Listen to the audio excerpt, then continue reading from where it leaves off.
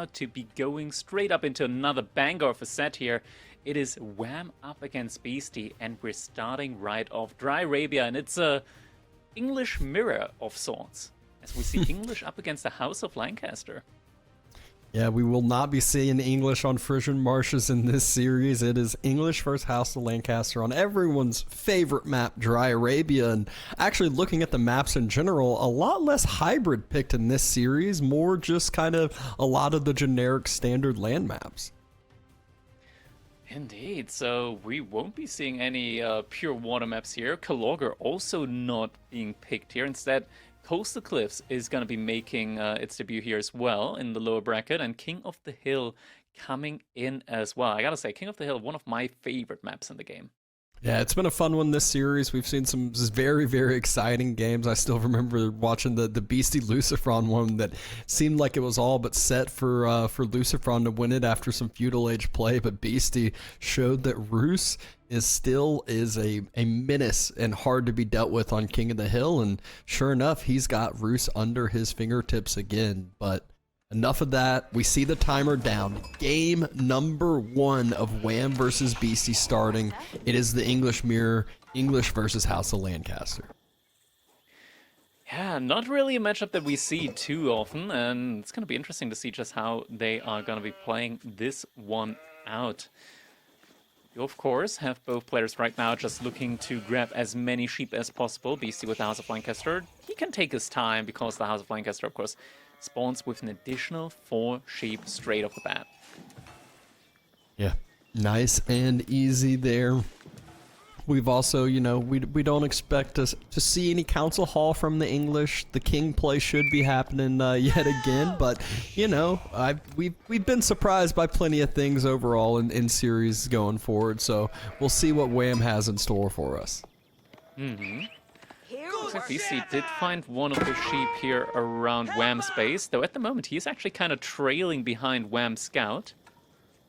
So even though he's found a sheep here now, he might be misled into thinking that Wham didn't scout around this side. Yeah, you can really get baited in at times. We do, you know, it's one of those that when you don't see your opponent's scout in immediate view, you're just kind of assuming, and then that's one that I think Beasty will pick it up after all of a sudden he's like, I haven't found any sheep in a good little bit, and he'll be able to see Wham scout patrolling behind his base now. Yeah, so he is cutting back through towards the other side there. Note to cow, similarly to the Minecraft sheep, could we get the same for like scouts and have like a line drawn by them on the map? That would be cool. All right, so we might have that in the works down the road. We'll see a nice little potential idea of the scouting patterns. Abbey of the Kings is on the way for Beasty. And So Abbey of the Kings should be on the way. Yeah, here we go. Abbey of the Kings on the way for Wham. 3 villagers working on that. Is he going to go for a 2TC play, potentially? And yeah, he is. Villager moves out to stone. So we'll be getting that Lord versus King matchup here. Lord versus King indeed.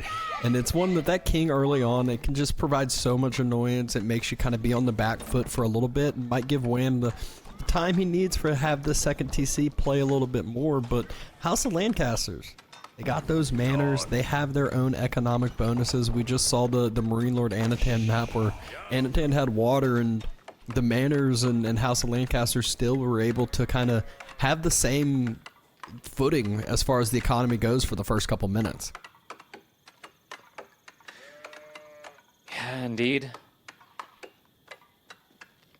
Having the mobile healing always be a factor is very nice, but looking at how this game plan is forming at the moment for Wham with that 2TC play, I don't think he's going to be making too much use of the mobility healing, more just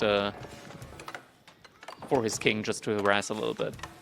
Yeah, just cause your opponent to be on the back foot a little, force a reaction, you know, force a barracks drop with some spears, even though, you know, House of Lancaster is going to be massing up those units anyways, as they typically love to do in feudal age. But the English economy is not the easiest thing to harass and do damage with the extra TC fire, and with another TC that's going to speed being dropped. Also, of course, having the aura is going to be super nice. Sure, the House of Lancaster, they get bonus HP on their units with the lords nearby, but just having additional attack speed on your units as well can make a big difference in big mosh pit fights, where you're able to just get more volleys out with your archers and thus take down the spearman line a lot quicker. Question is where is the second TC going to end up being dropped? You know, a lot of time you're wanting to protect up a second resource. You know, what is that second resource going to be? Is it going to be the front gold? Is it kind of going to be the wood line and where you have the farms tucked in between them? Let's see in just a little bit, as that second TC English timing usually comes in right around 5 minutes. Seeing as just how aggressive House of Lancaster typically is, I would personally drop it more towards like the side instead of the front. It could be that Wham might be thinking about just dropping it right at the front. No, he's actually going for the deer. Oh, this is so risky. It is the Lord's not just already there. Exactly. And now the TC can't get dropped. King's coming in.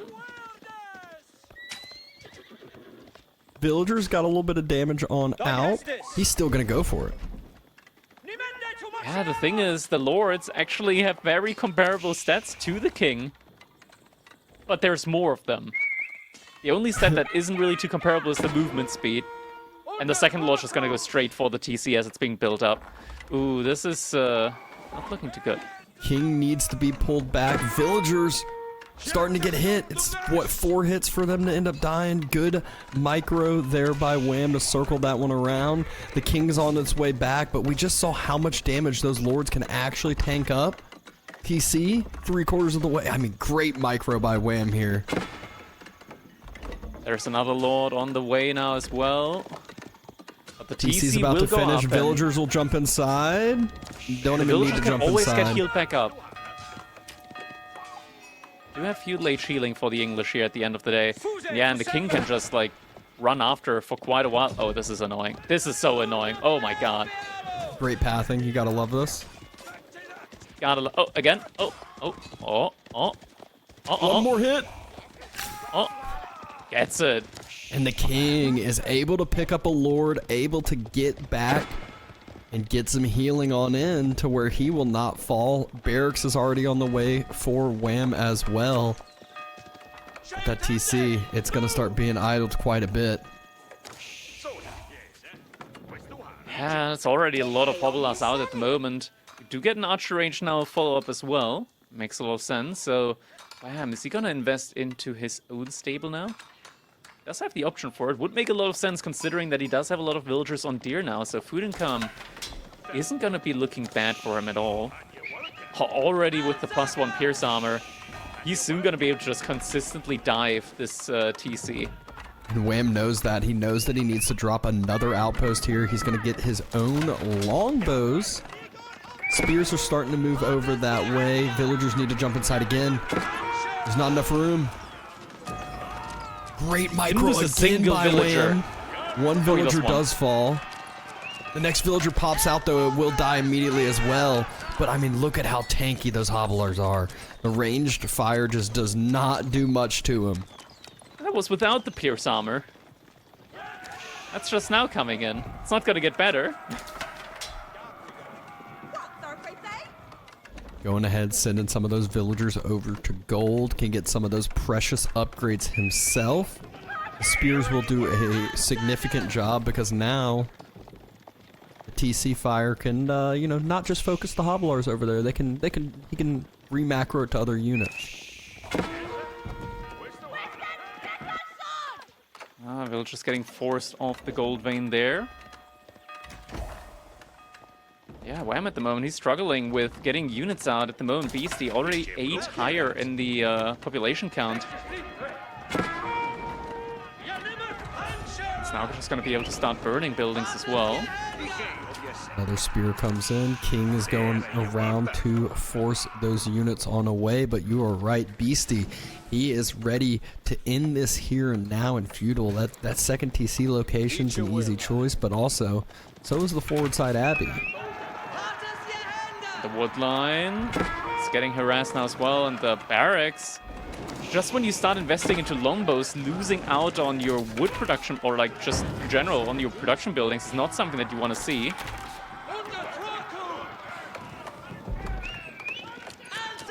Villagers able to jump inside that second TC, able to jump inside that outpost.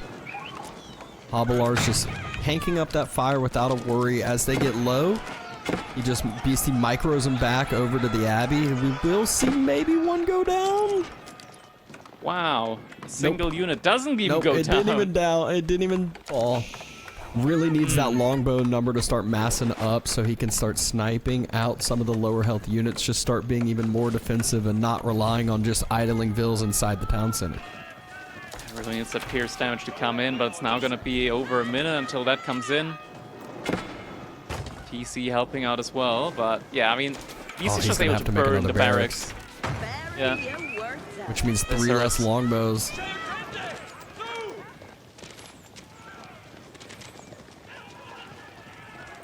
And Beasty's just done such a good job of every single low health unit he's just pulled back, goes right back to his Abbey, and goes and heals on up. Yeah. So many units out on the field at the moment. Wham, he's really struggling with the count. Of course, he did invest into that second TC, but with all the idle time cost here so far, it feels like Beasty is actually ahead in economy. We also have to deduct like 150 food per minute here for Wham, just in order to have uptime on that second TC, of course. Now villagers, once again, getting idled here. Yeoman really actually needs to change that over to the Yeoman. Yeah, here we go. He swaps it over to the Yeoman. So the Yeoman actually take a little bit of damage. Spears got to be able to fight in this choke point really well. Yeoman under TC fire. Villagers healing up the TC as well, but the Lords, they are choosing to dive on in. Villagers don't jump inside the outpost. This looks all but over here as the TC should fall. Villagers are falling. BC actually just leaves the TC. He knows if he kills the army, this is all but over. He's on the main army mass. He's on the main villager line. No more army's going to be coming out for right now either. 2 TC just does not look like an option when you're playing up against the House of Lancaster. Villager pulling out the bows as well, the short bows here. The TC going down, and this has to be it, right? Yeah. Where's the army for Wham? It's all gone. Non-existent anymore. Torture's dying left, right, front, and center, and GG comes in. Beasty, 11 minutes in the first game, is gonna take the first victory here. I mean, he came out with a flurry there. He was ready to go, ready to fight, and fight he did as House of Lancasters. You could just see the resources gathered. You know, the 2 TC did not play out. He was able to cause so much idle time, so much eco damage, and great, great execution there from the all-in from Beasty. Yeah, we can see the economy count just going up once, and then going down very quickly, and the military value lead just expanding further and further and further here. 4,000, not 4,000, but 3,000 more resources gathered here while being on the aggressive against the 2 TC play.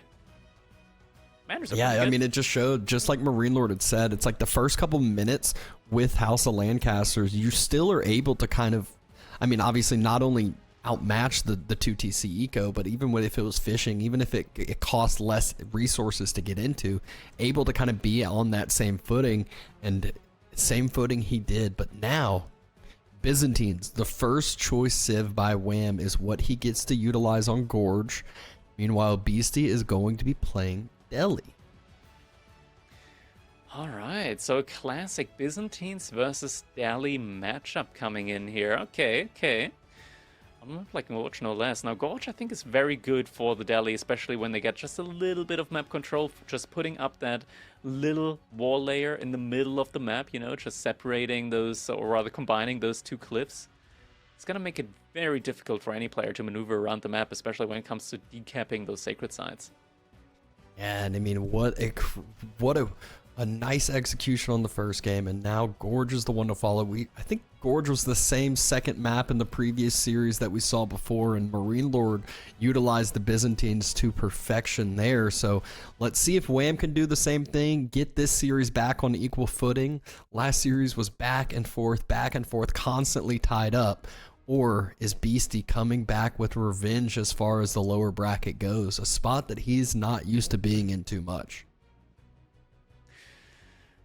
Yeah, that's gonna be the question here at the end of the day, though. Byzantines versus Delhi. It's one of those matchups that we've also seen time and time again recently, and it's one that can really go both ways. It's not like a one and done matchup, but the same rule still applies for Byzantines as it always has. If they get to Castle Age and they haven't taken significant damage yet, they're pretty well set up for win. That Golden Horn Tower just producing units non-stop, having the mercenaries with you.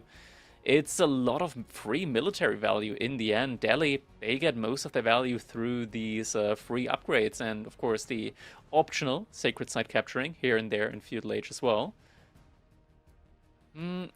But as Delhi, you can't just go Castle Age and spam war defense against a civilization like the Byzantines. They got some of the best spearmen in the game with Limitani. Yeah, I mean, Delhi really can get that first foot forward. It does take them like a little bit longer than some civs, but once they get that stables down, efficient production's already in queue, well, already finished at that point with the scholar inside, the Ghazi will be coming out with a flurry, and they're going to be trying to, you know, maybe deny some of that cistern expansion, deny some of those berry bushes on the outside. And Delhi's not quite as vulnerable as some of the other civs as far as arrow slits go and tower fire and things like that, as they can always micro back the lower health units, heal up with scholars, just like we saw Beasty just pulling back the units in this game before to heal up with the Abbey of the Kings. Yeah, feudal age healing, it's pretty good. Pretty good. In general, just being able to heal up units, of course. It gives you the option, of course, of having like infinite value. Byzantines, they don't get that. But it's obviously like a big micro play. Like you have to have the ability for it, and even with that, like I think just pulling the scholars like for military fights tends to be the better option, because scholars, they don't take any bonus damage at all whatsoever. And yeah, just being able to have them as a frontline and heal during combat as well, instead of pulling the units back. I think that's where Delhi just becomes really threatening in like these large mid-feudal age battles that, you know, when you get there as Delhi with like 12, 13, 14 scholars, it can be quite difficult to take any unit down just because the healing is so potent.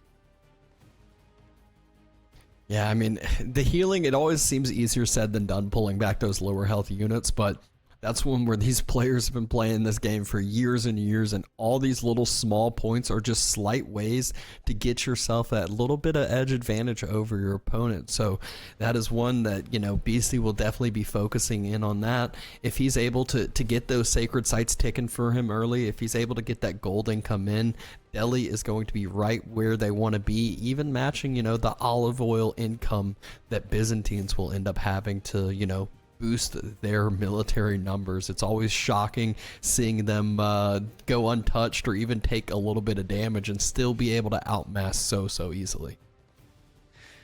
All right, it is time now for us to jump into our second game of this set. Wham, spawning in the color red, playing as the Byzantines here on Gorge, his opponent none other than Beasty in the color yellow, playing as the Delhi Sultanate. As is typical in Gorge, we can take a look. We got those 3 sacred sites and a nice line in the middle. Yeah, no unfair spawns goes with these sacred sites on this map at all. It's always just dead center. Easy spots to know, easy spots to focus. We're seeing those Minecraft sheep locations, seeing, you know, who's gonna potentially get the edge advantage over the opponent, but either person chose one of the sides and going to the other, and should be somewhat even by the end here.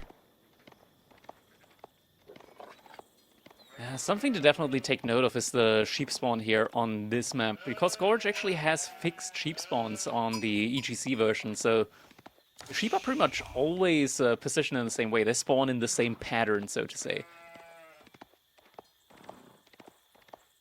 That's where these players are grabbing those sheep from either side, getting the information on those outside resources that, you know, while it might not be that important right now, it definitely comes into play. That sheep is trying to be a deer. He's a deer yeah, sheep. you see, that's a downside of having colored sheep now. We get the pink sheep, we get the black sheep, we get the brown sheep, but suddenly they're the same color as the deer, and you can't tell anymore which is which. Yeah, not the easiest thing to differentiate from some of the other things, especially as you're clicking through so many different locations. You're, you know, looking at your scout, you're looking at your base, you're re-macroing, you're looking back at your scout and clicking into newer locations, and it is just one that's so easy to just barely miss that spot. Wham! Just continuing to gather up that stone. We'll see those cisterns coming into play. We'll see that water level start to raise.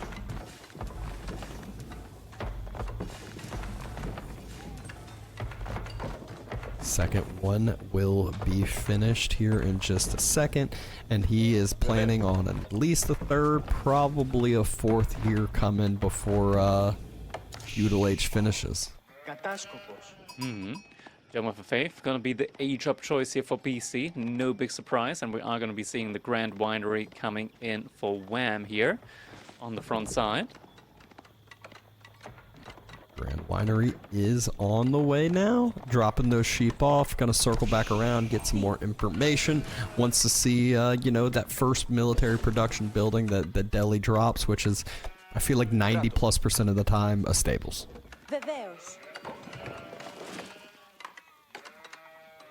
It's always the exception to the rule, but especially in this matchup, I feel like most of the time, this is like the one matchup where you can really like reason going for an archery range early on instead of the stable play. Just because the Mitanni are such a key part to the Byzantine army, you will pretty much never get any value with just immediate Ghazi Raider play. Oh, we will see that in just a few seconds. The Grand Winery getting closer to finishing. Nice, another cistern can already see is planned and prepped from Wham. Moves not far with the third cistern here, next to the second berry patch. Kind of already paints a picture of where he wants to go. Yeah, 3 berry patches in a very close location, so if he's able to, you know, protect that spot with an outpost, it kind of secures him all 3 berry patches there, nice and safe. Yeah, also gives Beasty a very clear target to attack, though. That is always the truth. Ups and downs. There's always pros and cons.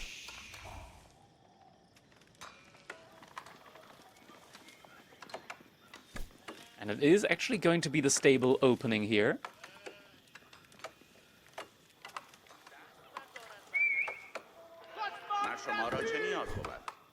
Stable almost finished. We are seeing the Scholar now hop out, getting ready to jump into the stable with the efficient production.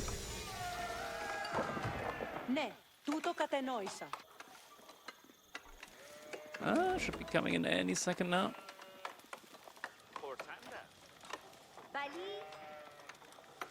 All right. Stable's Well, up. Scholar's not inside yet. There we go. Jumping in now. there's the Scholar inside. Like you said, constant Scholar production coming on in from Beasty. No surprise here. Just pretty typical openings. And like you mentioned it for the Byzantine, Limitane are the typical path that they take. And Wham is already producing those up and starting to draw some pictures here with the cisterns. Yeah, we're getting a little question mark on the minimap. Question Like a Greek map indeed. question mark. It's a little bit more jagged, that's why I'm calling it a Greek question mark. First couple spears just gonna sit there, protect up his potential villagers that, you know, the first focus of Beasty from the Ghazi, but that is one where there is a villager out building. Oh, finishes just in time, won't have a worry. Beasty will pull the Ghazi on back, again without any worry. Just kind of this initial standoff. Oh, Oh, at the same time, though. Mitanni might be able to find a villager kill, body block, one not villager does successful. fall. First villager going down. Solid pickup there from Beasty. It's one that, you know, it's easier said than done. It seems so bad, you know, when there's so many Limitoné out and you have just Ghazi and the unit that counters you is out and about, but was able to split those up, split the focus to Wham, and just take advantage of that lower health villager. Mercenary house now also put up, so we'll soon be seeing some mercenaries joining the fray. And as you say that, the triple scholars starting to move out for all 3 sacred sites. So Beasty's just saying, I'm gonna be greedy, I'm gonna be aggressive, try to take every single one of these, it looks like. Yeah, also means that Wham, he's gonna have to really just think about, okay, which one am I gonna try and defend here? He is moving towards the middle one. This gives Beasty an opportunity, though, to go for the raid on the side. Is Wham gonna react to this? He does react in time. Oh, quick reaction there. Limitoné in the center. Gonna try to chase down that scholar and pick him up, or maybe get some damage on a Ghazi. Splits another Limitoné out towards that western sacred site, and even has a little wolf helping him out. He's still roaming around with the Ghazi Raider. Horseman does make its way out. Never mind, does turn around. Gets a couple of maces to the head as a reward for it. Looks like 2 of the 3 sacred side captures are gonna get stopped here. Yeah, and I feel like this is one of those things that, like, you know, you can choose to make sure you have one, or you can be greedy and take all 3, and sometimes that means that gold trickle's delayed, that damage, that income is delayed as well, so not a position point that you want to be in. There's still Limitoné nice and close, but there's 4 Ghazi there with Scholar healing. That should be a pickup, and that should be at least the first sacred site secured. Yeah, second sacred site now also being picked up. He did just get his first couple of mercenaries out. Second batch already in queue as well on system level 4. That should be coming in rather quickly. Already has a resource for system level 5 as well, if he's so desired. Yeah, has moved out to the 2 different... rush out to. Yeah, moved out to both different berry patches as well, so plenty of olive oil that is coming in for him. It's now posting as well. Only on 1 though. Oh, this is greedy. Oh no. No outpost there. Outpost was canceled. He's moving out with some longbows. He doesn't go for it though. Instead wants to go for the other berry spot. From the he looks probably of it. sees Wham on that 1 berries and is like, okay, I know where I need to focus, but hasn't yet seen him move out to the other one. And a lot of times you don't think your opponent's going to be on both of them. Should have rung the alarm bells for Wham though, but he hasn't built the outpost over here yet. Oh, this could be devastating. His army's moving out as well. And now Beasty sees the target. Oh, that's 6 villagers that should just all go down. Oh, good reaction. Oh, good pull. Villagers speed up too. One does get surrounded. Oh my! None of them fall. It gets all of them out. That's crazy. What a good job by Wham there. Shows that formation speed up too that happens at times. And now the Ghazi could be a little bit out of position. Don't have a ton of room to escape. Might have to run back all the way around. Could take some extra pot shots. That is crazy. Being able to get out there with all of the villagers. Oh, decap has been stopped by 2 archers here. And the longbows are trying to cut off this Ghazi mass as well. Just not enough damage.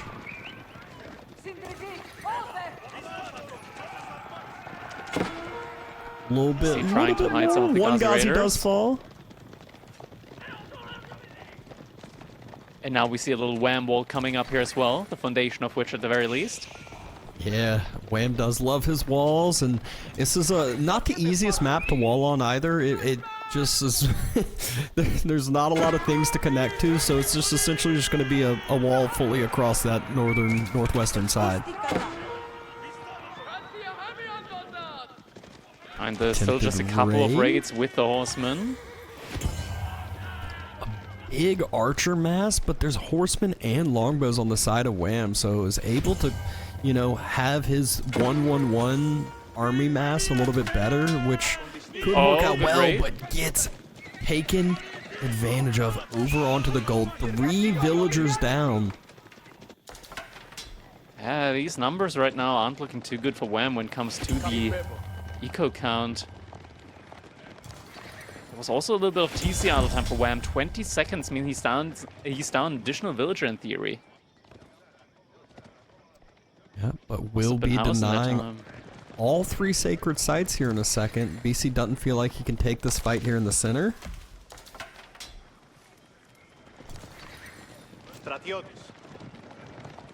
He's just sitting back with his army waiting. Is that another aqueduct there next to the berries from Wham? That straight line? Another raid comes in as well.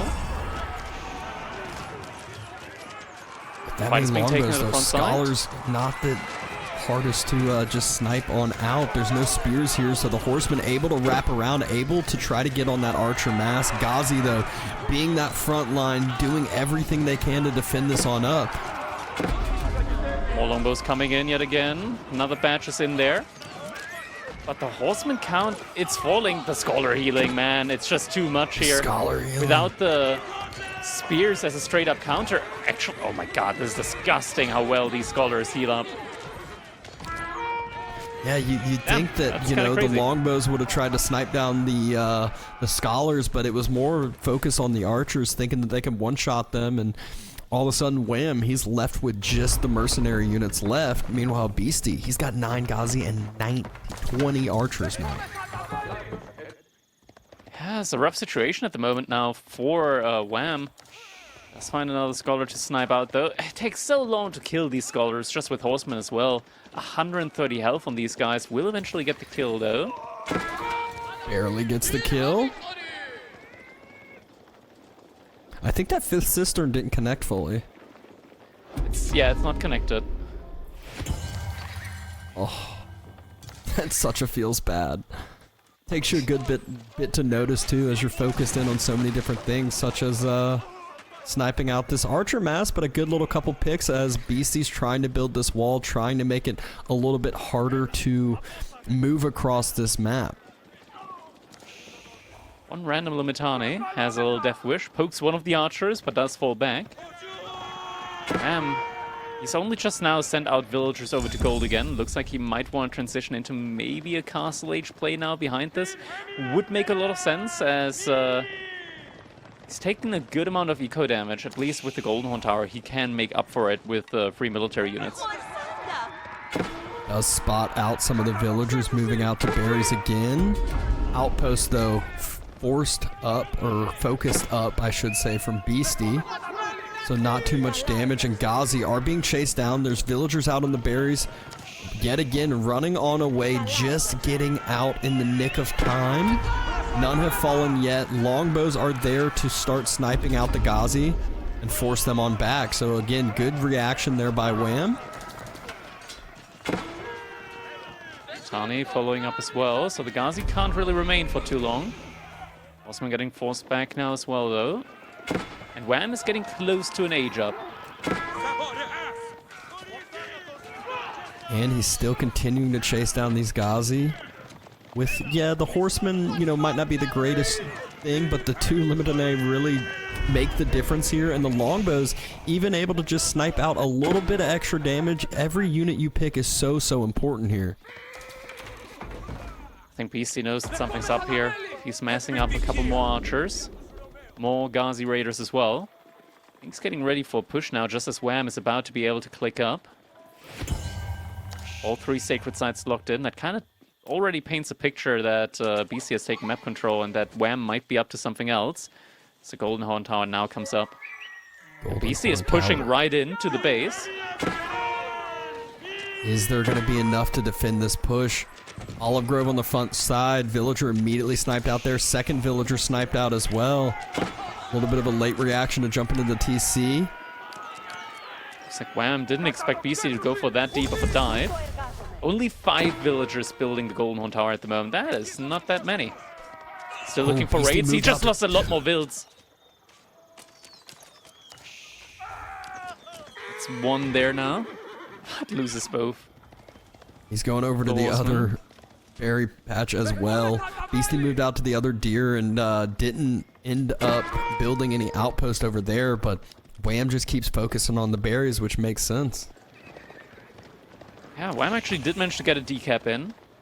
And sure, Wham at the moment is down 10 villagers, but with the 26% bonus gather rate on his villagers from the cisterns, as well as the Golden Horn Tower, that makes up for it. Yep, and still kind of keeping Beasty on the back foot a little bit. Beasty did not, follow through with that push. The Golden Horn Tower's about to finish. Beasty has still been reinvesting his resources into Ghazi, into archers. 20 Ghazis and 42 archers out on the field, and Wham, he just doesn't have too much to defend this. Will immediately get the mercenary upgrade, comes in pretty quick, comes in, is pretty cheap to get, but will be at a huge risk with these gold villagers, with the deer villagers, kind of everything here. Beasty might just be able to end it with his mass that he has out. Yeah, now the gold is getting harassed. Oh, Wham double doesn't arrow have the slits village is set so outposts. important. Doesn't have the... Oh no. Just Villagers quite not gonna barely run. misses the reinforcements there. Villagers on the wood line in danger. Not getting pulled away. Oh, now they... Oh my god, no, there were more villagers there! No way, he The found gold them! villagers ran over to the corner to hide. But that also means that doesn't get all of them, but man, that was a lot of damage. 3 more. No, he's going back for it with the second group. No survivors, he says. Oh my gosh, so many villagers just fell, and Beasty still has a standing army that's quite scary, and about to be able to age up himself. Cataphracts need to be careful. Needs to trample out. Doesn't quite get there. Wham, 18 villagers behind. Sure, you get a lot of military out from the Golden Horn Tower, but these have been heavy, heavy losses for him. Yeah, Delhi does take a bit of time to get those economic upgrades or military upgrades once Castle Age does roll around, but Beasty's going to have plenty of time to do so. He's been reinforcing into walls on the outside sacred sites. House of Learning's about to finish, and he has more scholars in queue ready to jump into buildings, ready to make sure that his economy's rocking and rolling, and able to try to go grab some of those relics early on too.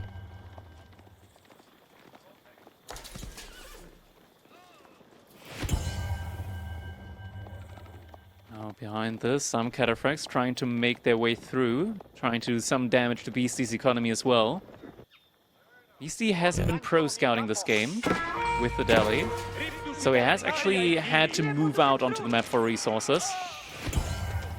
I mean, those archers are as trades. good as dead right now. They don't have the upgrade through. Those are still feudal age archers, not able to do too much. Villagers on the deer. A second outpost was invested into, so crucial for Beasty to keep these alive.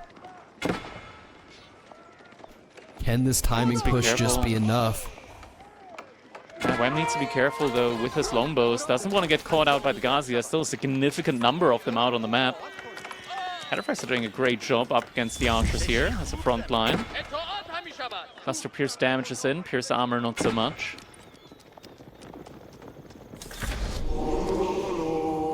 Good bit of idle time going in. Wololo attempt onto those two Cataphracts. Wham just runs on by, will circle right back, and should kill that Scholar. Scholar does Also, not make it out alive indeed. Yeah, villagers on the berries that he spotted out earlier might be focused down in just a bit. He's sending the Cataphracts over there. Head for the main economy. Another Scholar falls. One relic does get secured. Yeah, but he killed a lot of Scholars there. So that does help out a lot, and the villagers do get found out. This is a huge find. He can't get the other Cataphracts over in time, though. Or the longbows. Cataphracts have been upgraded now to veterancy, so the longbows need to be extremely careful about their positioning. At least starting to equalize Speaking these of which, numbers a little bit. Cataphracts, good trample to try to protect the longbows, but longbows still getting surrounded by the Ghazi, and the Ghazi, I mean, they're just able to do so much damage when they're getting in between, in the middle of those longbows. Wham doing everything he can to protect the longbows up for as long as he can. Ghazi number falling and falling fast. Those Cataphracts, they're Very so quickly, tanky, yeah. they're so scary, and now the archers have Lombos nothing are to defend so themselves. easily replaceable. Yeah, the Lombos are so easily replaceable for a civilization like the Byzantines, especially if Wham is now able to collect 2 to 3 of the relics. You can put them inside of the Grand Winery and just pump out Lombos like there's no tomorrow with the free olive oil. The elephant is out. Wham's still trying to circle, trying to actually circle around the elephant, trying to finish that one off sooner. Beasty able to pull it back. Another scholar gets sniped on out, so a lot of BC scholars that have been trying to secure these relics just keep getting denied. Still only has one single relic in and secured. Yeah, time and time again, these relics have been sniped out, but they are getting very close now to the base of Beasty, so it looks like it's going to be a 3-2 relic game. Still 2 relics here for Wham. I don't think he's going to be very unhappy about this, and once again, Cataphract finds some villager kills. Or at least one. More villager kills. Farm transition attempted at the corner of the map. Usually not the most prime spot, but it's okay when you got 2 outposts there ready and waiting. And more villagers spotted by outposts. This one has a spring-load emplacement though, so deters Wham away. And Beasty's on stone now. 52 villagers on wood for Beasty though. This is the crucial point where he's starting to run out of those food resources out on the map. So he's trying to make a bigger farm transition, trying to give himself some more food income because he has 0 villagers on food right now. Yeah, no villagers on food. That doesn't really bode well for him at the moment. Wham, he's got 40 villagers on food. Granted, his food income is still shit, but that should be looking up soon. Oh, it's because he just moved what, 12, 15 villagers over to the deer, so that should be able to skyrocket. And he already has that initial olive grove transition. I think we saw 10, 12 olive groves already around the winery. So food income is going to skyrocket in a little bit. Look at the farm transition Beasty just did behind that keep in the north side. That's a lot of farms, yeah. Oh my The economy is gosh! starting to boom up for him. Must have been so having like crucial. a marine lord wood bank for this. Yeah, he has 1.7k wood per minute because of how many villagers he sent out that way. I mean, Wham did a good job of stabilizing here in Castle Age. Was able to, you know, change that eco difference from down 18 to just down 11, and the Golden Horn Tower makes up for a lot.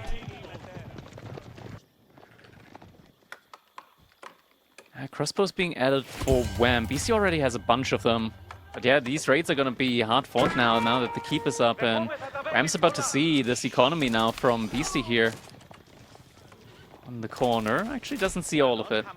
Only gets a glimpse.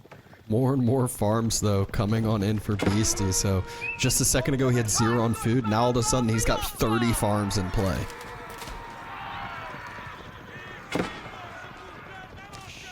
Land. Got a single trader from Beasty, by the way. Okay. Interesting, interesting. Spots out some of these archers. They're just going to run through the wall now. Yep. Burn coming through. Totally. Is he just going to build another gate? Well, then you just, if you're Wham, you just split, right? Yeah, you do, but it would still be annoying. Oh, is he going to make another wall? Is he going to make a wall and connect it to Wham's wall? Oh, He's already got another gate. Split. He's just going to run on back through. And Wham didn't split up. And there's the main master Beasty is able to get a nice crossbow number, so the cataphract only composition that's up front and forward really can't keep raiding, or else it will just be throwing away high cost units here. You see, he's kind of stopped making units, so this kind of looks like he's just going for an Imperial Age play now. He's got 15 scholars. If he just keeps on adding more scholars behind this, once you're at 20 scholars, like Delhi Imperial Age is honestly a menace on a whole nother level. Is he able to start producing bills from the keeps already? Harry didn't see the upgrade come in. Yes, he does have it in. Oh, that came in so quickly. I figured he clicked it immediately when he dropped that first keep, and that keep's been up for a good little bit. Wham, though, starting to attack that front side, but at the same time, Beasty, he's circling around with a few Gazis of his own, wants to get some damage in. Wham does have the military number. Doesn't want a garrison. Why? Oh, hello. They're outposts. There he goes. Finally, garrison's on in. Another outpost being burnt down. Yeah, Wham's still pushing behind this. Wham still has a pretty good composition to match up against Beasties. If his longbows can just snipe out the crossbows, the Cataphracts really can do a great job being that front line, although there are 4 elephants from Beastie out on the field. The elephant in the room, yeah. Looks like he's also starting to secure up the sacred sites. Yep, outpost on every sacred site. He has 2 of the 3 secured already. I'm assuming the third in the southeastern side will be the next one that he sends a scholar over to, or a monk. Yeshia's Beastie's most certainly about to just try and go for the Imperial Age play. Like, he's got no villagers on wood at all. He's not even remotely thinking about adding in more Ghazi or more archers or anything like that. He just wants Imp now. Yeah, it's more scholars, and then use the Ghazi to just keep Wham on the back foot just a little bit. Oh, that's the traitor. He's doing his thing.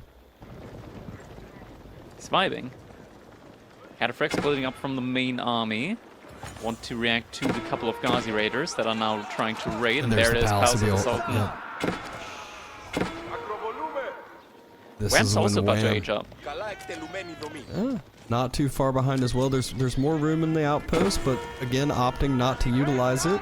Running towards his Cataphract mass to allow them to clear up some of those Ghazi, but you know, movement speed's a heck of a thing.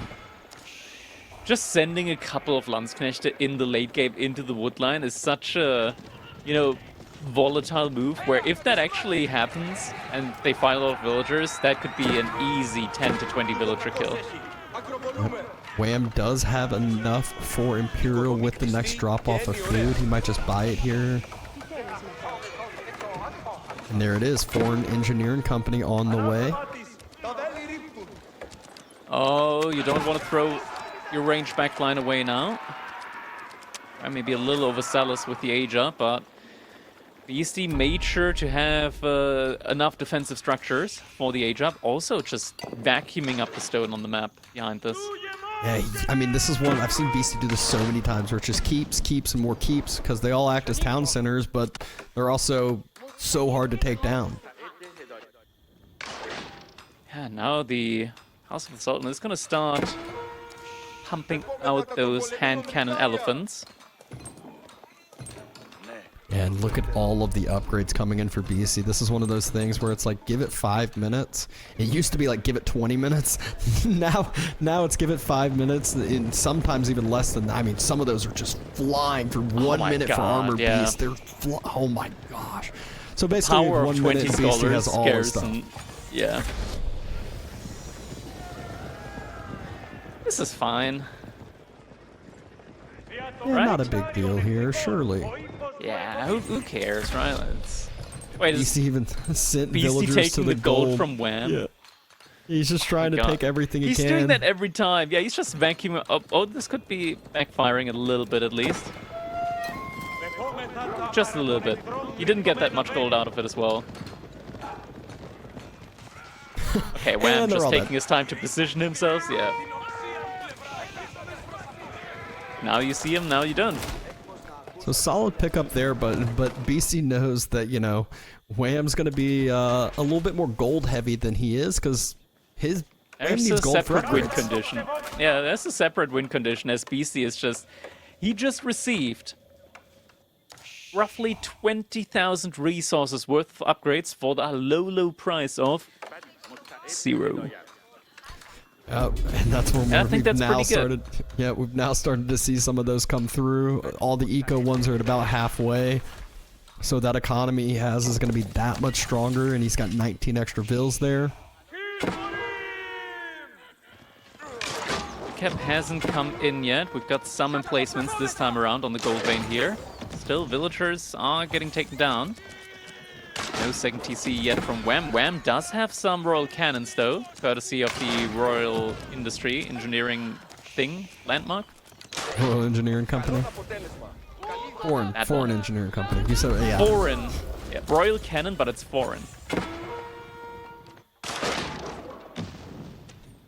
Starting to push through. Making sure he keeps that sacred site. I don't know if Sacred Victory is the win condition Wham's going to be going for, but maybe that's his idea here. The walls at the moment that he has don't secure the sacred sites. They secure the base, but not the sacred site. I think that's one of the main issues here at the moment, that he's going to have to really, really react hard to whichever sacred site Beasty is going to try pushing. Beasty is just keeps continuously getting idled off of this gold. being a pain here. Yeah. There's a couple of Ghazi Raiders every now and then. He just needs to be able to go finish up that wall on the eastern side, but instead, Wham has other ideas. Starting to move forward a little bit. Has that royal cannon moving forward with it as well. And the wall isn't quite walling anymore now that the gold has been taken.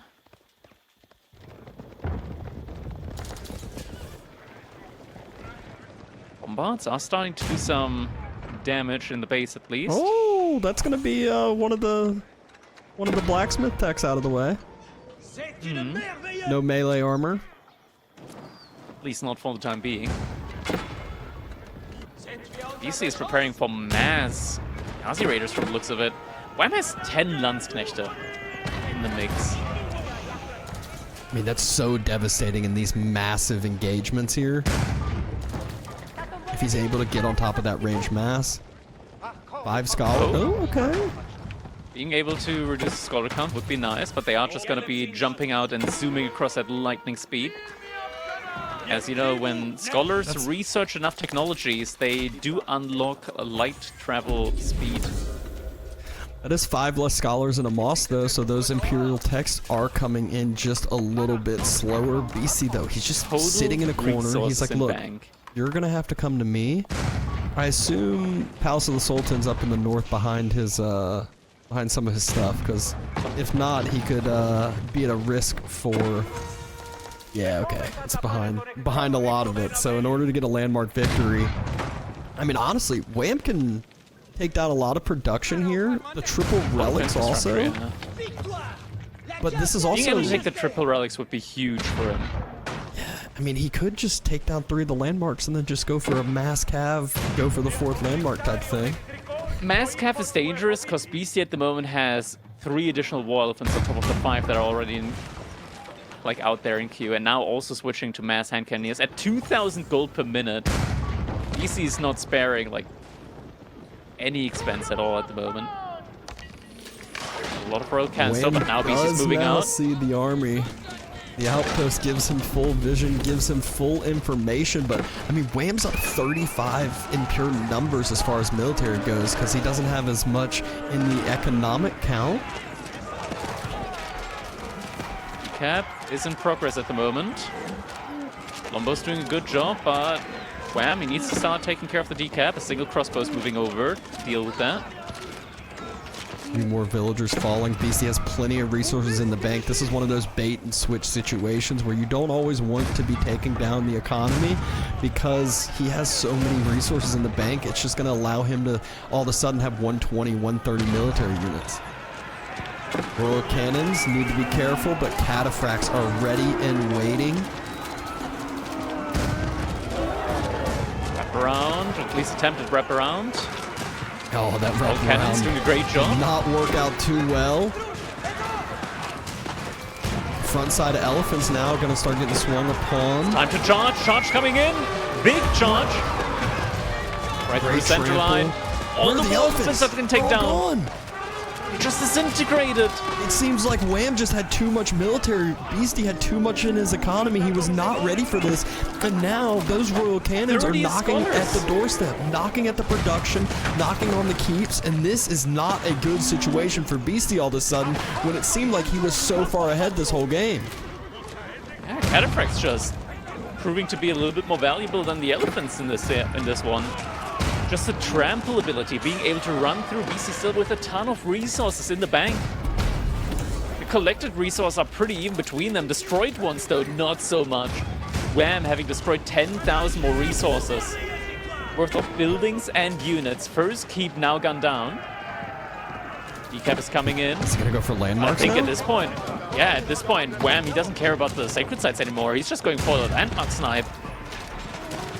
Ghazi wraparound attempt. There's not a ton. Scholars have been pulled out now that most of the techs have been finished. Trying to do healing, but there's so much damage here. Is the healing actually going to be effective? Wham can basically just overkill everything. The elephants are dying in the blink of an eye. Another trample on through into the back line. Mods going back through the army.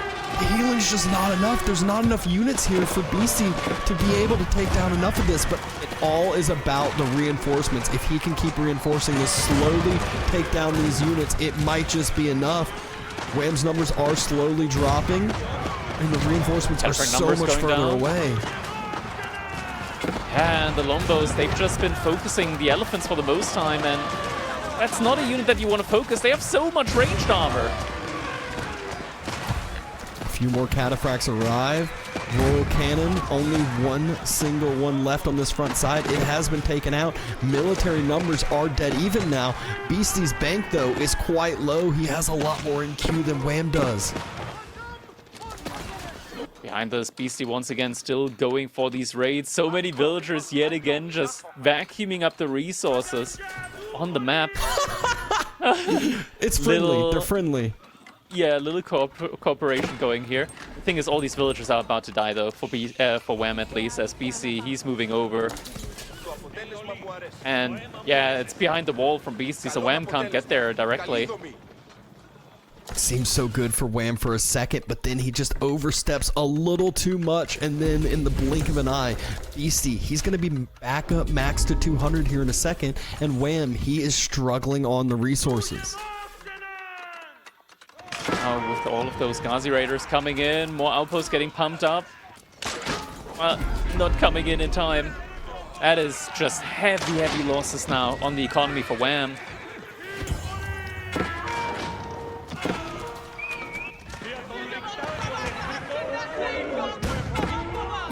Cataphract's trying to do something, but those war elephants are just so strong against them.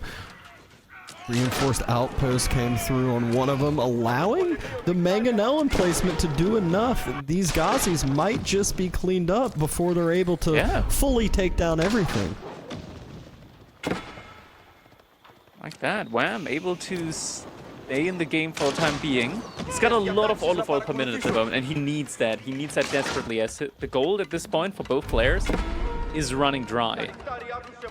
He needs to somehow get rid of these 5 war elephants before his Lombos can really get any value in.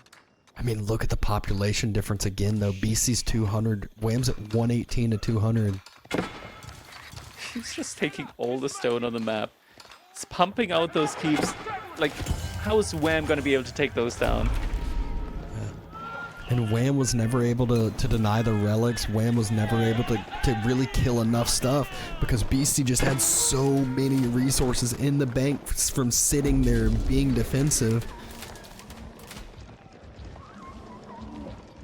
And now Beasty's marching across. Mass hand cannoneers, mass Ghazi Raiders, a front line of elephants. Doesn't really need the scholars anymore, has most of the upgrades in now.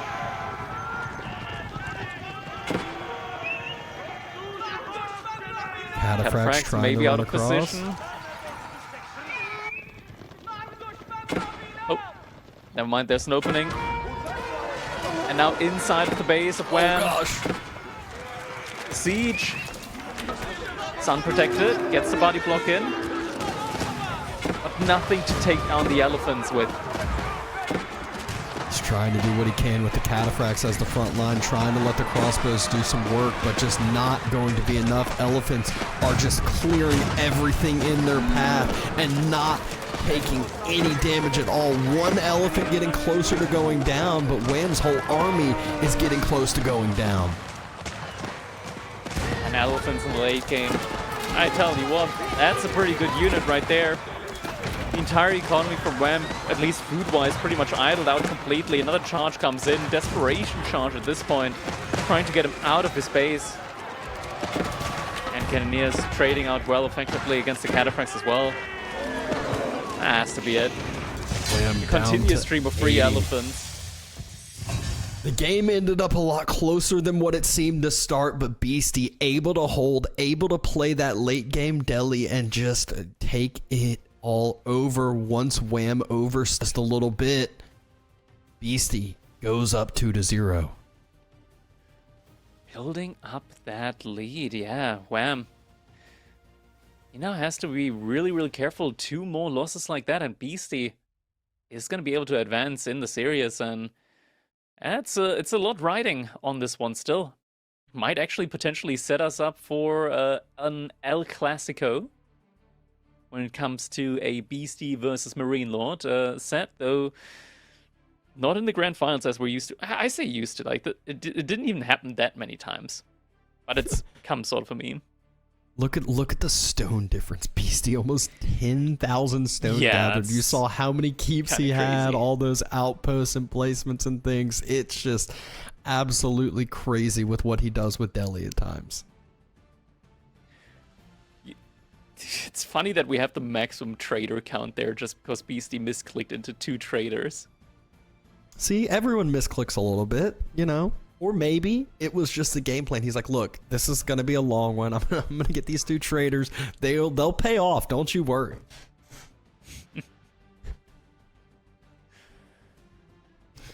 But an exciting game number 2, to say the least. It was definitely a back and forth one.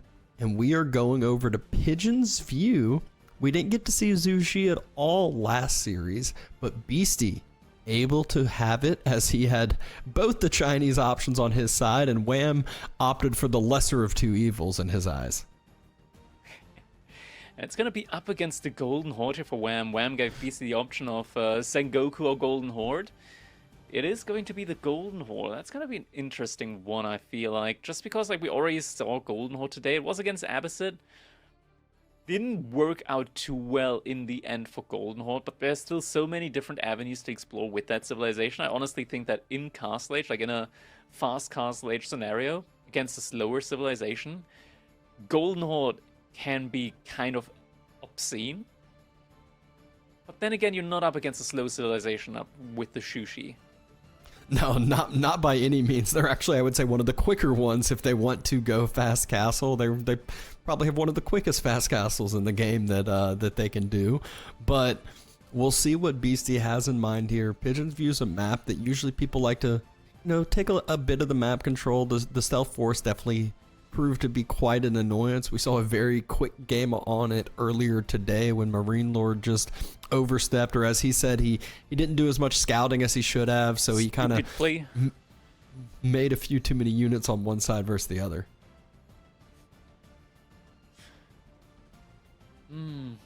Golden Horde here up against the Shushi's Legacy. I'm not quite sure how he's going to approach this. Now, something that is very nice, I want to say, for Golden Horde as a civilization, of course, that, like, when it comes to auras, having auras in the game, when you're up against Jugenu, just being able to have the +1 pierce armor with the Crash is incredibly, incredibly potent.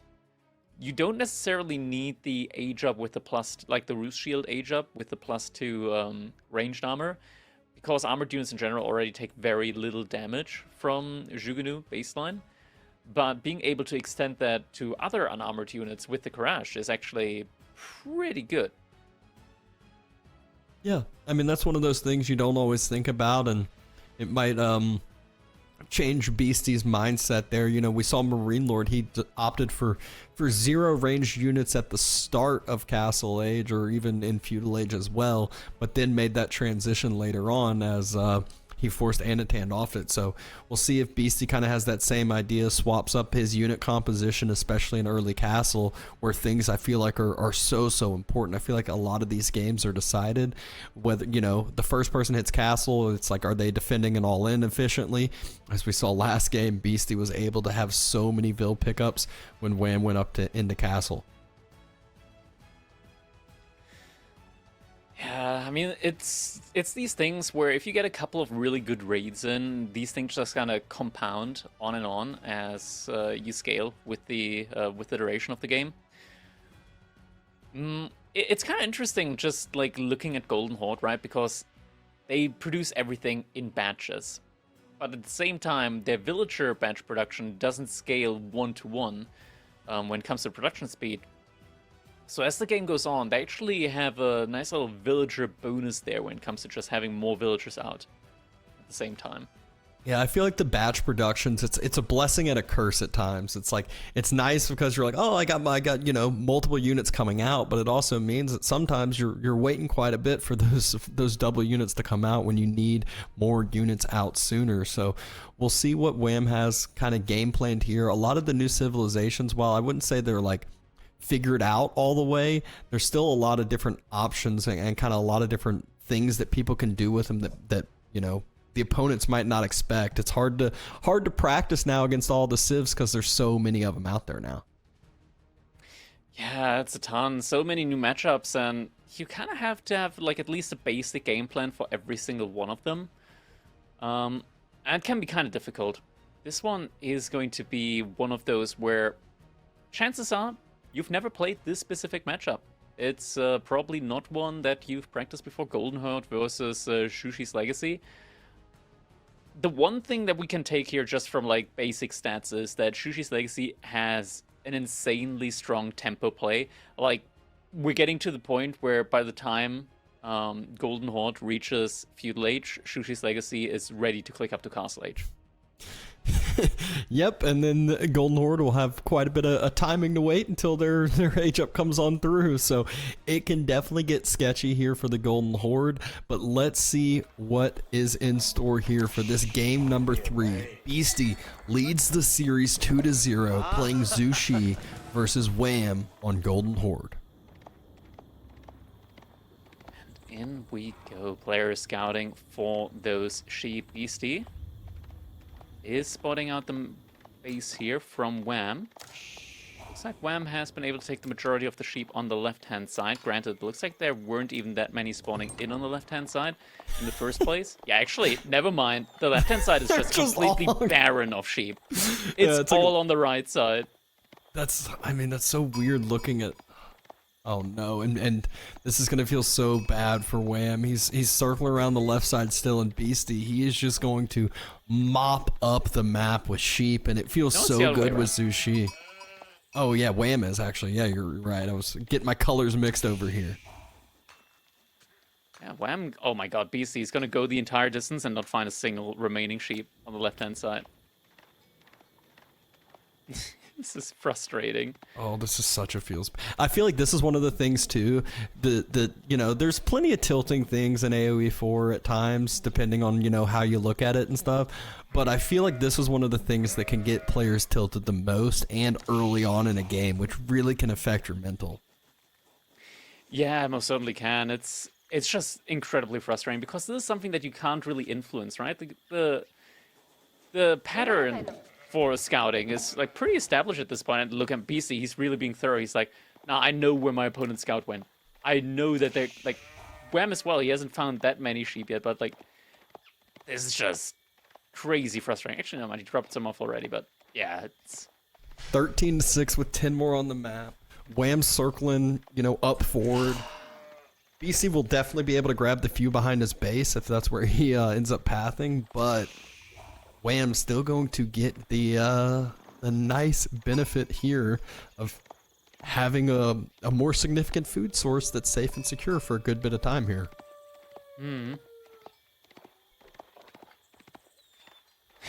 It's crazy, man. Sometimes I feel like with these map spawns, like everybody probably has had this, where you're like, oh my god, my opponent has map hacks, surely. How come I am not trailing behind a scout and I have found 0 sheeps?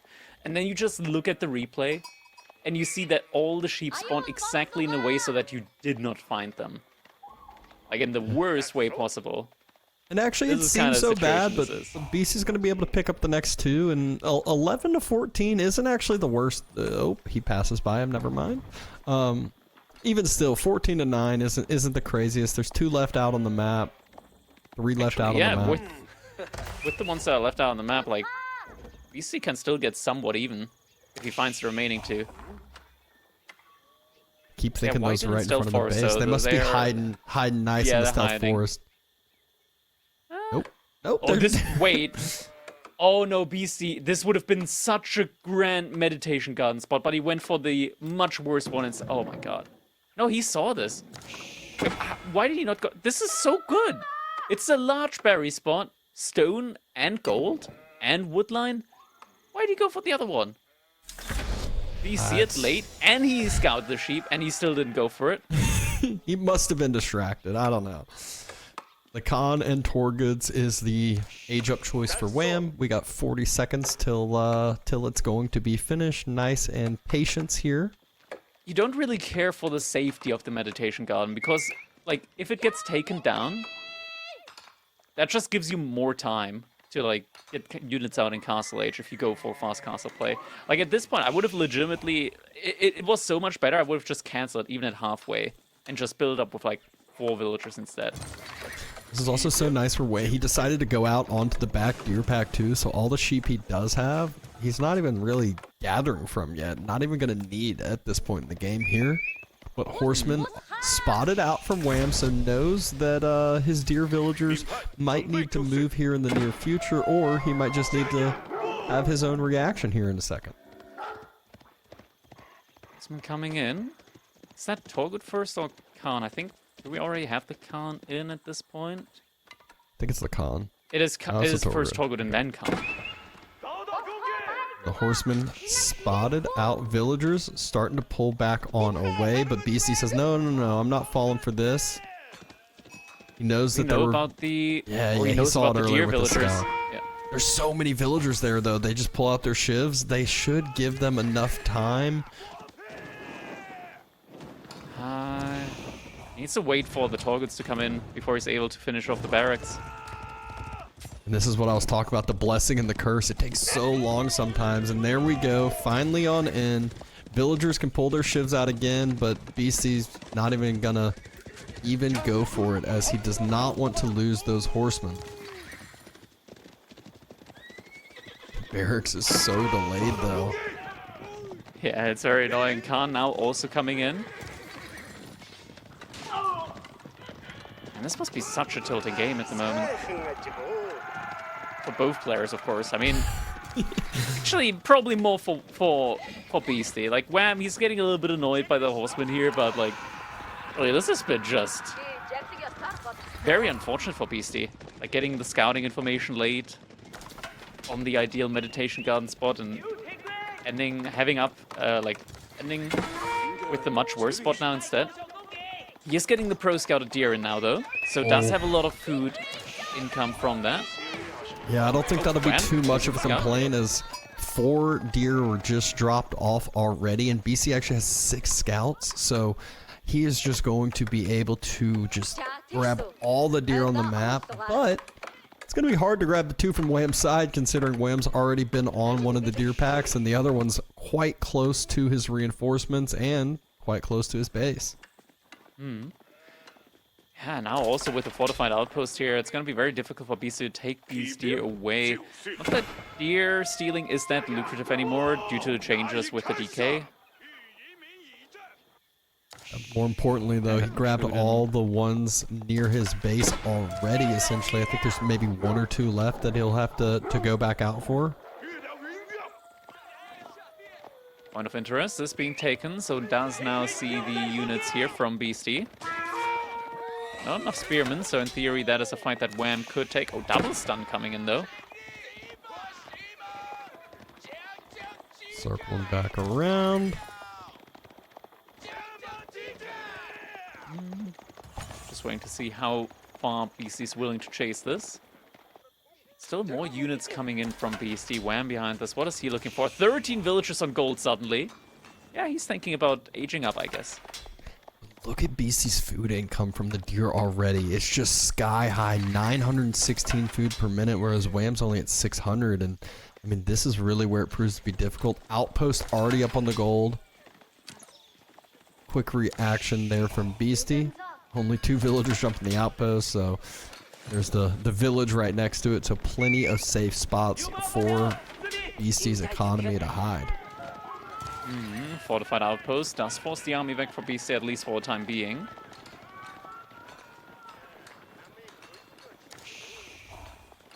I'm not sure if he saw the villagers on the gold band. I didn't think he went close enough for that.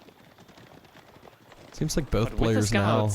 Look at production. Nothing in production on either side. I feel like this is kind of that standoff where it's like Beasty's like, I'm going to do damage with what I have, and then I'm going to go up to castle to match your timing, or actually potentially be even faster. Yeah, but looks like Beasty is just interested in just taking this fight here. Or rather, baiting the fight, and instead stealing the deer. Yeah. So we thought it wasn't going to be the easiest to steal with a fortified outpost, but looks that that wasn't quite the case. A little bit easier to steal than expected with that many units on out. Wham's lacking in the food for castle. He's got plenty of gold, but just food income has not come in fast enough. Yeah, and I mean, now these deer are also so far out of position. Like, Wham can't take these deer without getting pro scouts on his own, so let's just forget about it. Age up should also soon come in. Beasty already so much food in the bank.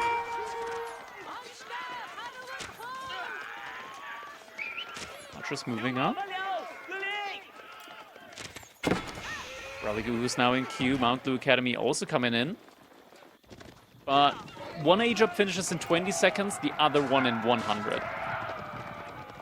Yeah, just quite a bit of that difference there. Those scouts are getting taken down, but as you said, the win is already there for Beasty. That deer pack that Wham had is basically all but nullified. 2 will get dropped off at home, but they're going to be at like half the food in there. I don't know the exact number, but I'm just assuming. Still forcing down that Guru there. The Spearman and the Horseman. And some good value in. He's behind us, already got triple knights in the queue.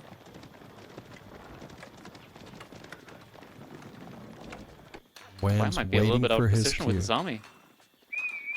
What line? Good reaction speed though. One of the horsemen falls, not the biggest idea. Beasty, he is going to be doubling down, like you said. The knights in queue, lancers in queue are going to be very scary. That number climbs so fast. Reaction again. This one a little bit slower, but still absolutely fine. Not a lot of location here for Beasty to actually raid and do damage on. Yet. I think now moving lancers are about to hit the deer. Berries. Lancers are hitting the deer. Just running. One goes down. One spearman in queue. He doesn't have like an immediate reaction to this, and once again raids coming in. Villager didn't jump inside, didn't get the memo. More villagers still outside.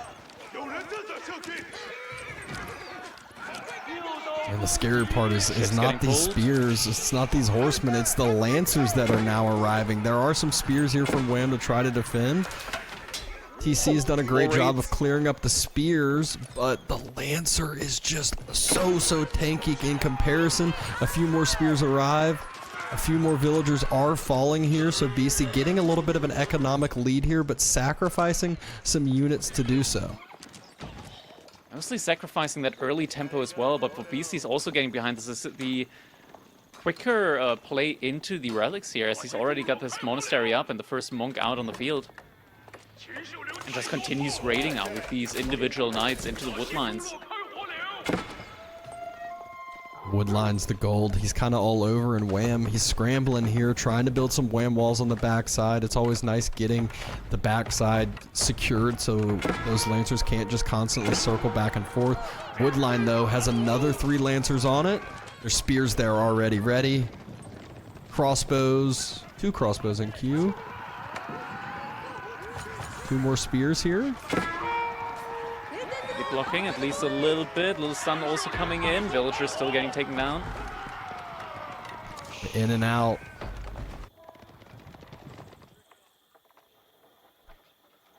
Wham is down a few villagers, but nothing too crazy at this point in time. Could be worse.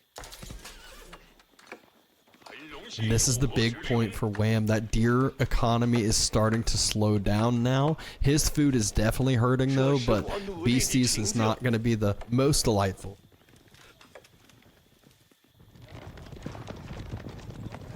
Yeah, this is, I mean, we're up to 15 Lancers now at the moment. Wham, 23 units, but just 7 spears and 2 crossbows are not going to be nearly enough. Come on, Not though. by any means. Only 1 relic has been secured for Beastie, even with that earlier play.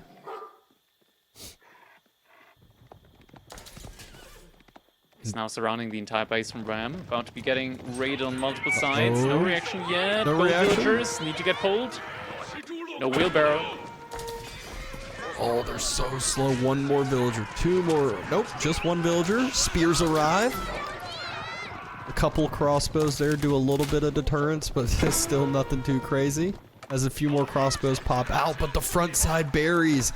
We said his food was hurting, and Beastie punishes that as well. So now Beastie's gotten himself up to a not 10 villager lead, and it's still climbing as the raids are continuing. But Wham gets some return damage. At least 1, 2 villagers picked up for him. Yeah, but not enough here. Didn't find the other villager spots. Crash did overstep just slightly. Wham has Earlier 1 is getting taken relic down. being brought home. The thing with these relics as well is, since he went for the relic Ubu point, he can also just drop them in the Stealth Forest. Like, just drop Ubus in the Stealth Forest.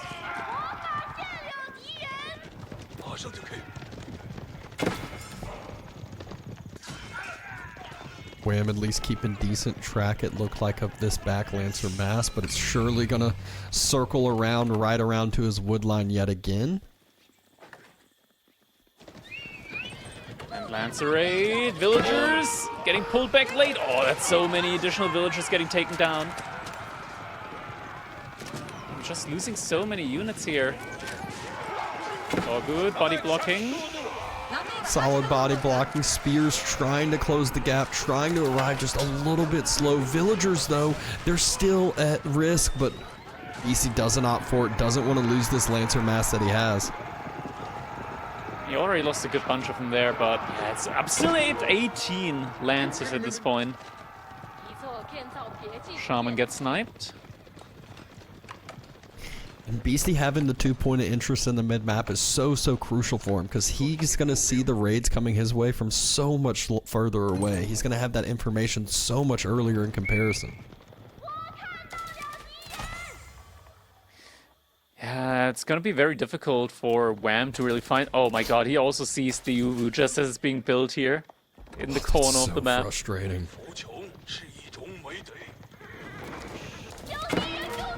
Single Lancer going that way. Scout might get taken down. Reinforced outpost doing its job to turn some of the army, but looks like Beastie's doubling down, tripling down. Not all Wham's military's here yet, so it doesn't want to take the fight. Oh, traffic jam. Falls in the choke point here.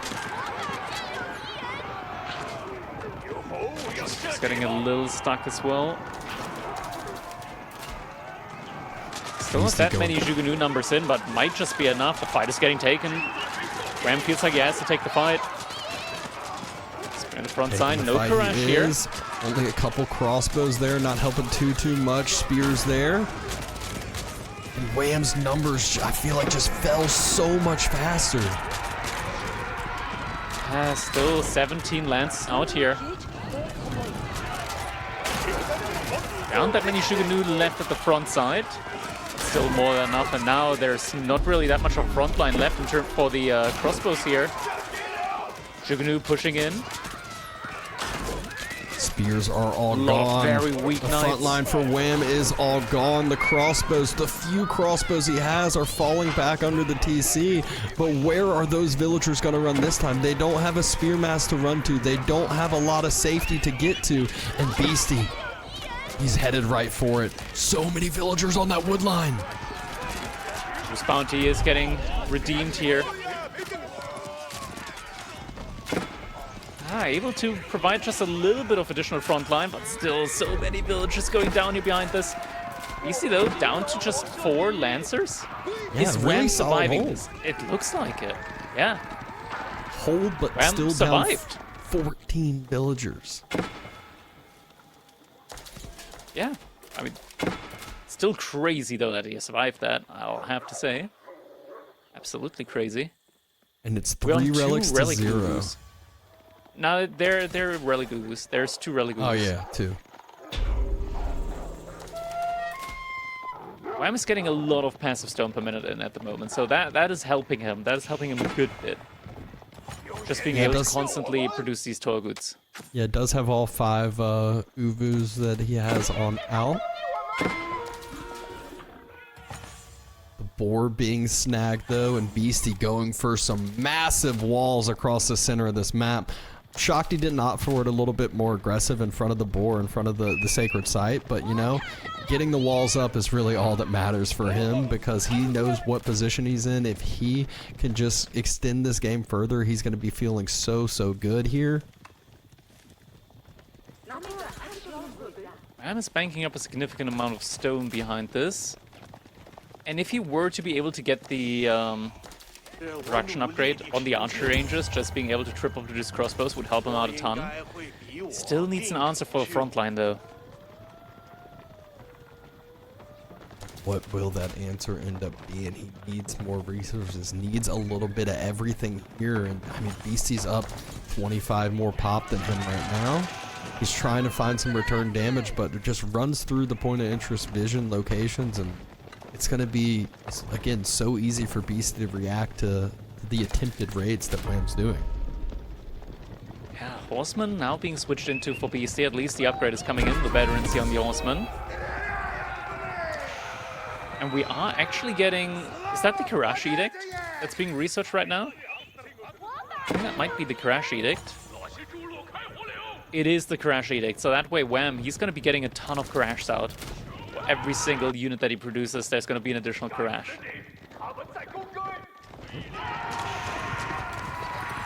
He needs to be producing more units here, so important to try to be able to equalize this. Villagers moving out off the berries over to the other berries, maybe? I'm not really sure where he's going to be going here. Yeah, berries in the middle, probably. Also, villagers moving out to the next spore on the other sacred side. So Yeah, double tapping the boar supply. Oh, villagers! Jumping inside the outpost, but that's not a... Oh, nice little jump through. That was a quick jump through, has his military near, so could have been so much worse for Wham, but these villager kills are starting to add up. They've been adding up. It's 21 eco kills to 2. Definitely not feeling too good here for Wham at the moment. Needs to find some ways of getting some turn rates in now that Beasty did expand onto the boars. Again, this wall though that's coming across the center. A stone outcropping all the way on Beasty's side now being secured. It looks like the target number has been buggy throughout this game. The overlay. There are a lot more targets than just one. Little exclamation mark blame in the chat. And we can see, you know, a solid 7 here. Oh, army from Beasty is catching Wham's army off guard. Maybe there is about to be one. Yep, numbers falling quickly.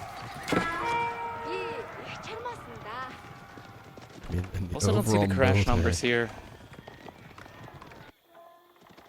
I think at least the overall number is being updated. It might not just show the exact unit composition under Wham's name, but even still, you can see what a detrimental spot he's in as far as eco goes, as far as his military count goes, his total population count. Fortified outposts starting to get taken down, and I don't know what answer Wham is going to have for the military knocking on his doorstep right now. Oh, looks like more villagers died to some raids there as well. He's really struggling getting the army together that he needs. Beasty is preparing for another big push into the base of Wham now. Another fortified outpost right on his left. Woodline has been swapped. Diving through with the cav to the back line, letting the Chooks do their job, letting the crossbows clear out the front line. Beasty is taking this fight. He wants to fight. He wants to end the game now. He even splits off some of the Chooks to go onto the villagers and just causing so much devastation here in the economy, here in the military of Wham.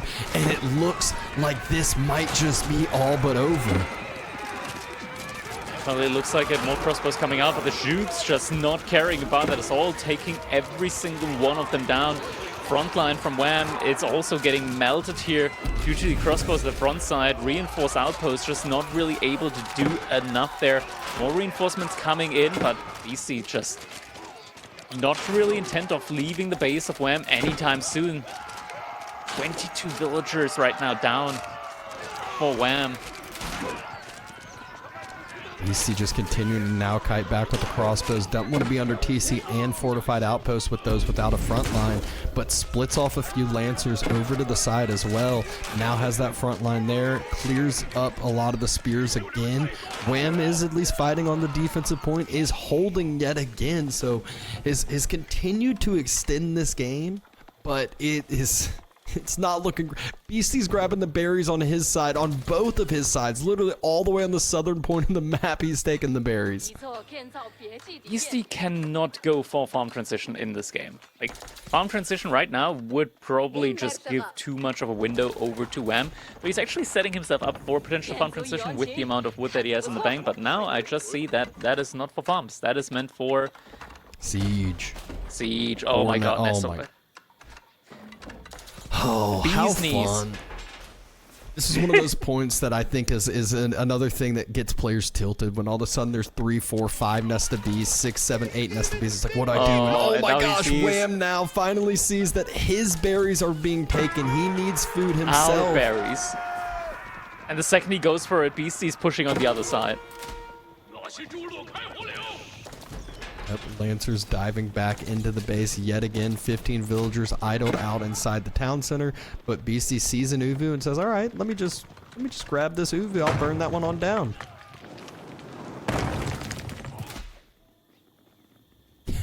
And Beasty circles back. He's like, "All right, you're not going for these berries. I will take them, actually."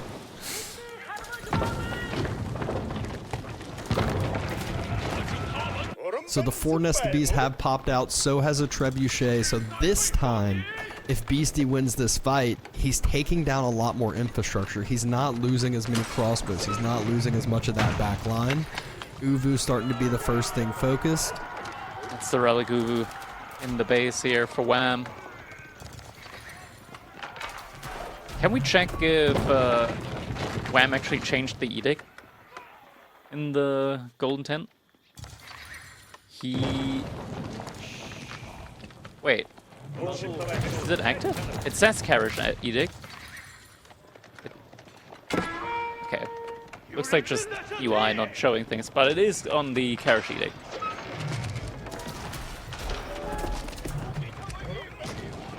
Oh, and those 4 villagers now are just going to be standing there.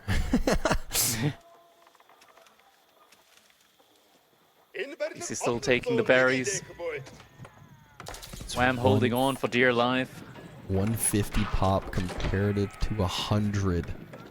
50% more units out on the field in general for Beasty, economic and military combined.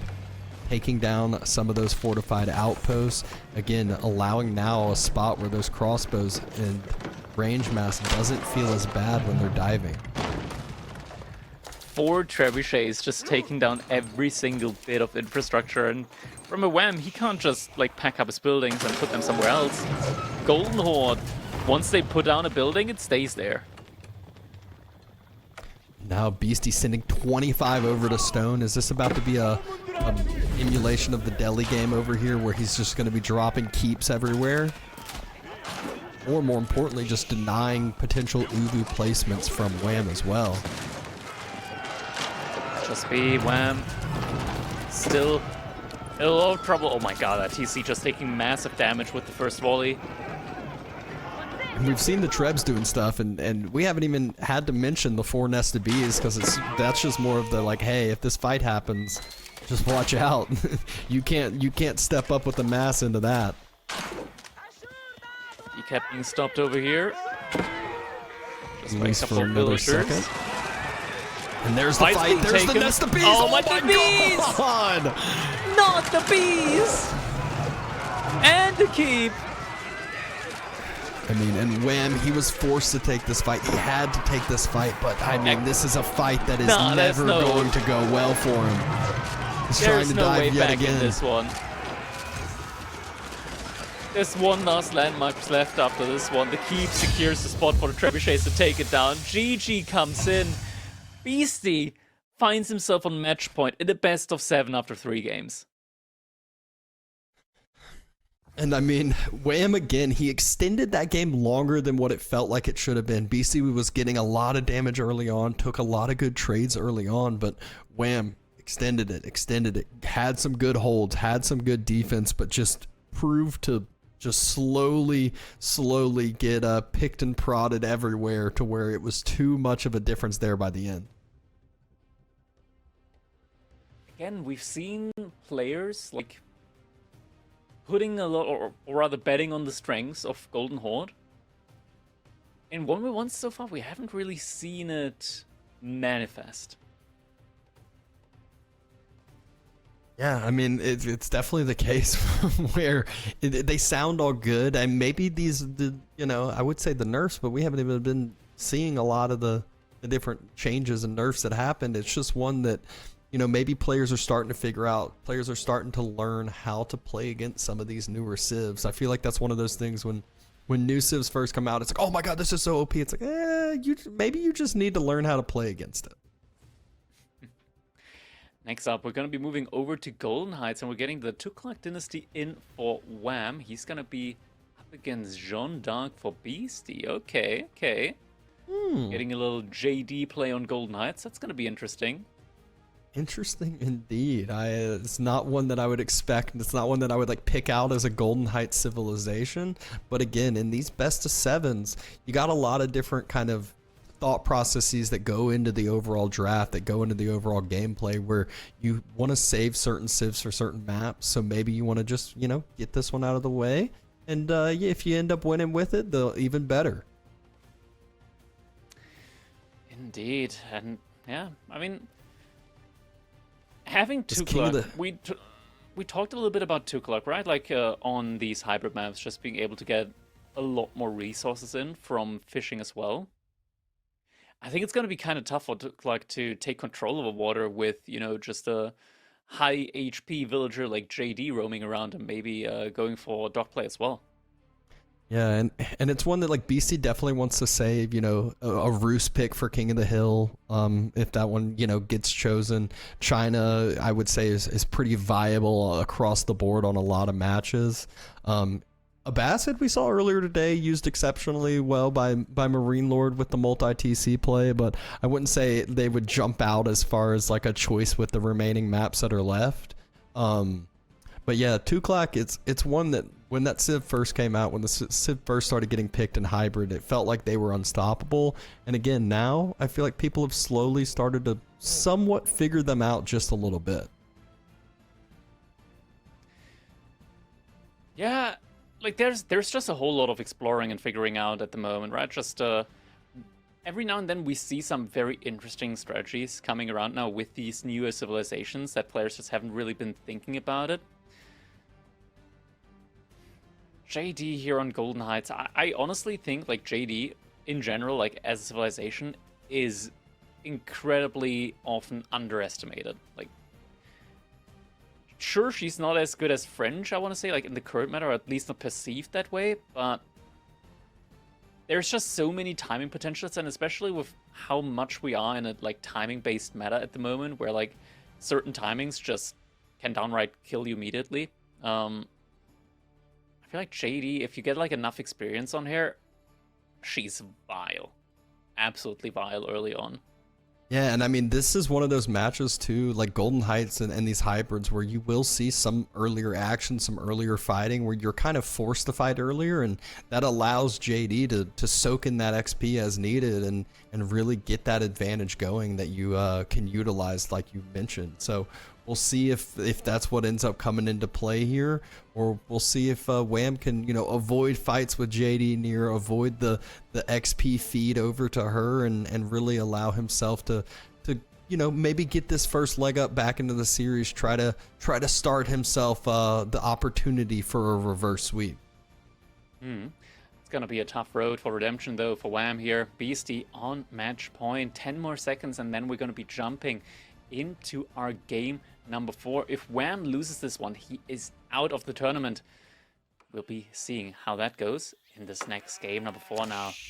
In spawns Wham, as the Took Dynasty in the color red here on Golden Heights. Beasty in the color yellow, playing as Jeanne d'Arc. Jeanne d'Arc already making her way across the map. Oh, wildlife not Wham. Friendly. Oh, the double wolf pull. Oh no. It feels so bad when this happens.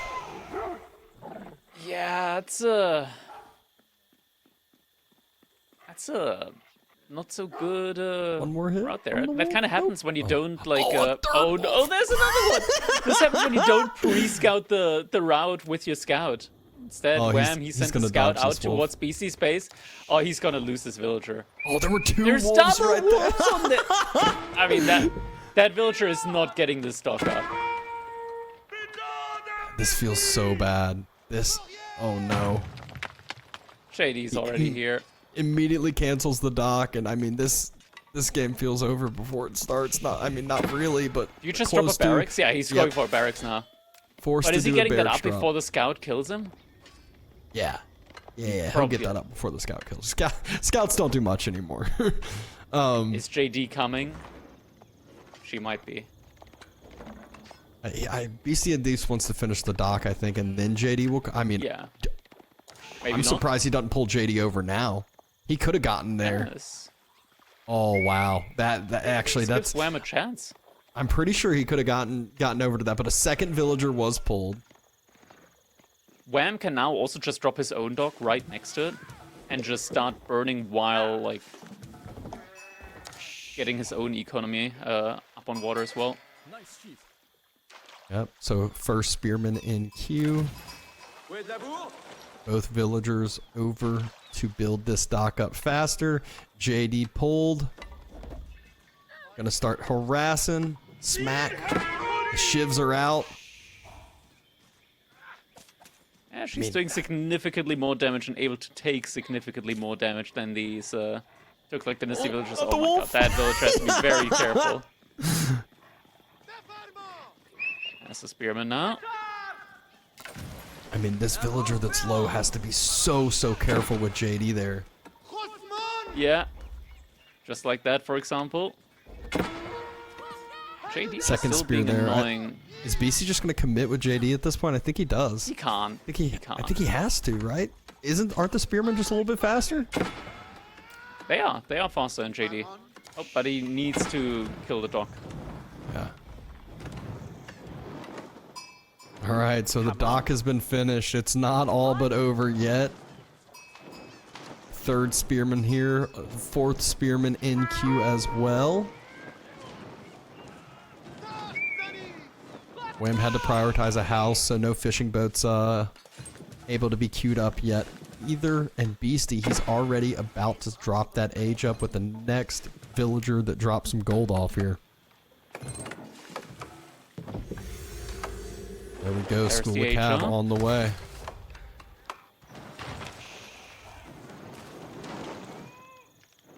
Dock is getting burned down in time. Oh, JD already ready to rebuild it though. And Wham hasn't positioned another spearman. Oh, wait, never mind. He is looking for it. One of the spearmen is splitting off. Yeah, needs to make sure, realizes that now he's made enough spearmen to burn down that dock. Wants to assure himself that JD is not able to build another dock. Although I think healing just got utilized. Let's see if... You will see it. Yep, here comes the attempt. Bam, does he notice? No reaction yet. She's getting it up. There's no way to deny it anymore. That's coming up. 7 spears getting pulled though. 4.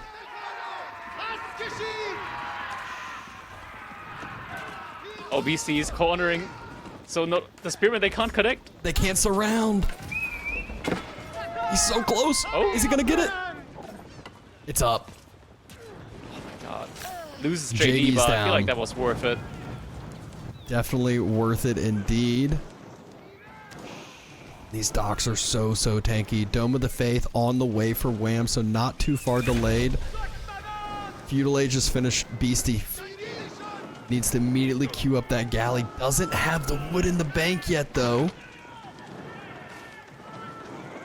And honestly, all Wham really needs to do is get this on fire. There's got to be another villager coming, I bet. Ship is coming. Yeah, there is another archer, another villager. No, it's just a scout. It's a scout. Just a scout. So dock might still get set to burn. Just needs a few think this more point it's torches worth it. thrown. Yeah, absolutely. There's the galley. Just gonna split them What's up. The spears. He says, all right, Beastie, Great take micro. your choice of what spear you want to take down. Gets it to burn. Dock is on fire now. Villagers moving out though. The villager! No! The scout! Oh, first. Oh no. First blood. I was about to say first Vill pick of the game, but first JD actually technically got taken the down. Spearman. Yeah, we really want to get the dock down, but the next villager's already there, and now there's not enough spearmen to disrupt the next dock from coming up.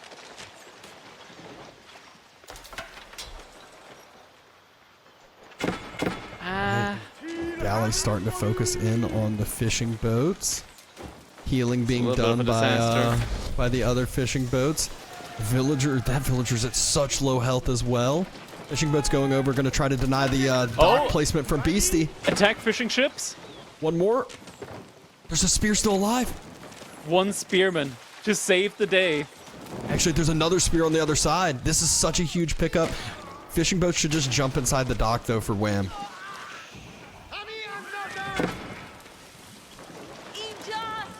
Oh, the villager. Oop. Villager gets taken down as well. Spearman not quite close enough to attack the galley's down. That's yeah. I mean, one of them wasn't a fishing ship. That was actually a galley as well, or an archer ship rather. Now the big question is where are the Royal Knights? I mean, Beastie's just going to do it all in on land here. Double stables, double range. He's ready to just send it all. Wham is getting ready for the extended feudal age play now on land as well. Oh, another knight makes its way through. How did he get in there? He got all the way around? I guess. Spearman not upgraded. And the barracks for Wham is out in the middle of nowhere, so it's going to take so long for these spears to actually get across. He might try to just... Looks like he might be sending his scout across to get some information, see what is coming. JD is back alive.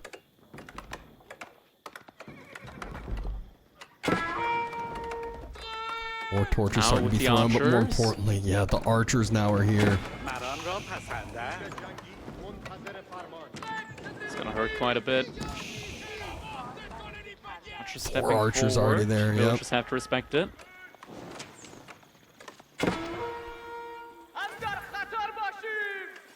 Wham's gonna need to circle around all the way to the other side of the wood line. Might need to like double up the wall on that side.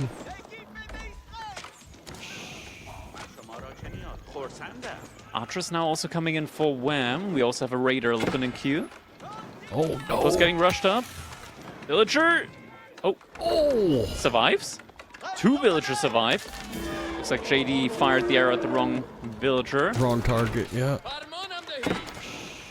Oh God, there's so many was low so health villagers close. now, though. Wham! He could also get a healer elephant in now. Just to make sure that these little archer shots aren't actually gonna kill anybody. Blacksmith being dropped by Beasty. He is full ready to send this all in, but Wham's economy is starting to get out of hand with the fishing that he has.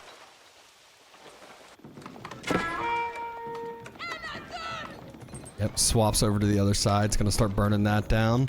It is not in range of the outpost, but this is one where there's such... I mean, I feel like he should have double walled this earlier, maybe even triple walled it, but he can try to rush down another wall, but would probably lose a villager, maybe 2. Going for a potential surround with the spears. Has an archer of his own, but the archers have no way of kiting, and the spearman would actually do pretty good damage up against them. And there's the second wall getting built. Archers gonna be able to get a little bit more damage in, not much though. It looks like only like 1 or 2 archers are close enough to attack, so Wham able to continue to delay, continue to stall himself, and kills out a few of the reinforcing units. Yeah, and healer elephant is in queue as well. So we'll be able to heal up all of the weaker units that he has. And the raider elephants. It's so hilarious just looking at them with how fast they move compared to the size.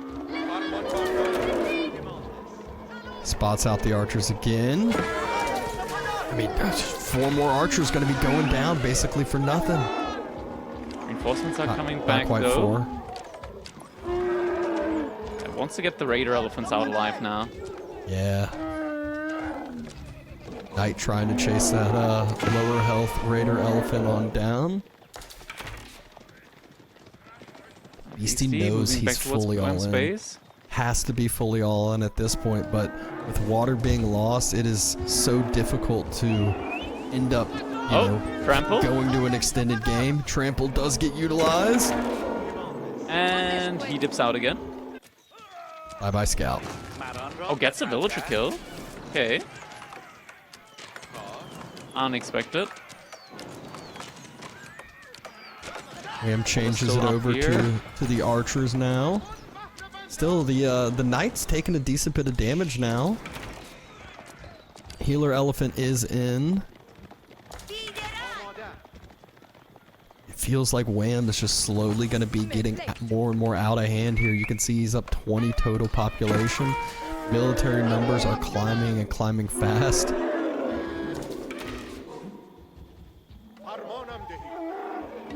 Back to the healer elephants. Get those raider elephants back to full health.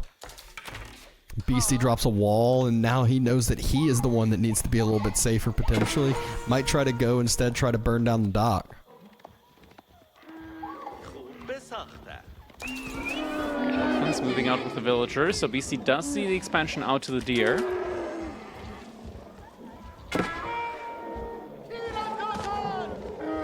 The raider elephants just chasing behind the scout. We're gonna get you. Not eventually. quite. Just that little 0.1 card per sec movement speed difference. Looks like Beastie is gonna go for the dock now. Wants to burn that one down. And would have to send another villager out to rebuild it. Beastie in turn could also send villagers out to dock as well. Yeah, the one galley is there, but will get taken out fast from the archers. Could use a fishing boat to repair that, yeah. Another fishing boat pops out. He needs more of a military ship during this, but has his army moving on over. Line formation utilized for the archers, so not as much damage can get down on the mass. Raider elephants arrive. They head towards the archer mass. Knights trying to help protect out on up. Dock's still not on fire yet. Wham's now arriving. So close. outline of a dock already built on the south side too, so it looks like Wham knows what he needs to do. Spears starting to move Scram plan forward. activated. Oh my gosh, I feel like he could have connected there with some spears, but not able to do so. Good job body blocking some of these knights, but just still not quite enough to allow the spears to connect. Knights with a little point blank charge there. Gonna do some damage to these raider elephants. And behind this, Wham, he's ready to age up. House of Learning coming up for him now. And this is just the power of water. It's just so much more eco that he had, so much more food income that he had. Knights going for a potential raid on the deer. Beasty saw him move out onto that deer earlier, and I don't see Wham reacting to it yet. Villagers split, so we'll lose a few villagers from this. Looks like 4. Oh, nice synchronized stabbing there. So a good Still little diving pickup. in deeper. Yeah, Beasty's just going to full commit for this, but at the same time, Wham reaches castle. Pushing the wood line. Haven't reacted to this yet. Trying to build a gate. No way! Oh my gosh! That is heavy, heavy losses now. Oh my god. What? There's 3 villagers that made it out alive. Oh my 3! God. The knights, though. That's still so worth it. That is so worth it. Absolutely. But oh my gosh, Wham. He needs to do something now as he took significant losses here. He's losing the healer elephants on the front side. Beasty, he's trying to end this game with the castle timing that Wham just did. The eco difference is now nowhere to be found. He just aged up with no gold in the bank. And look at No where he gold aged shot at up. the boat It's in as the well. middle of nowhere. The units are all still feudal age. He doesn't have the gold for it.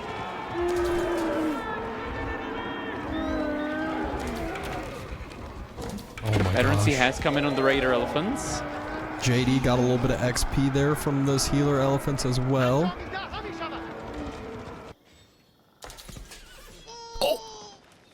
Oh no, oh no.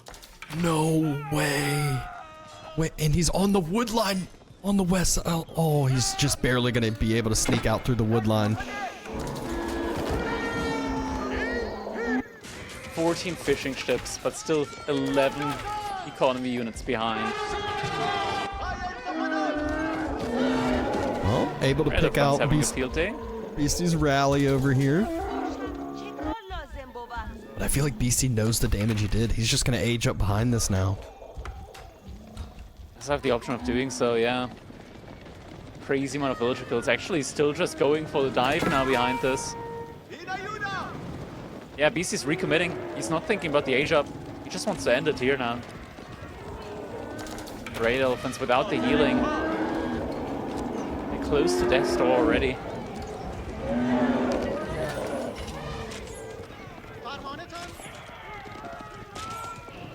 Just going to burn the blacksmith, burn some of the infrastructure, not allow Wham to get some of these upgrades that he's not queuing up anyways, because he has bigger oh, now he is, but a little bit too late now.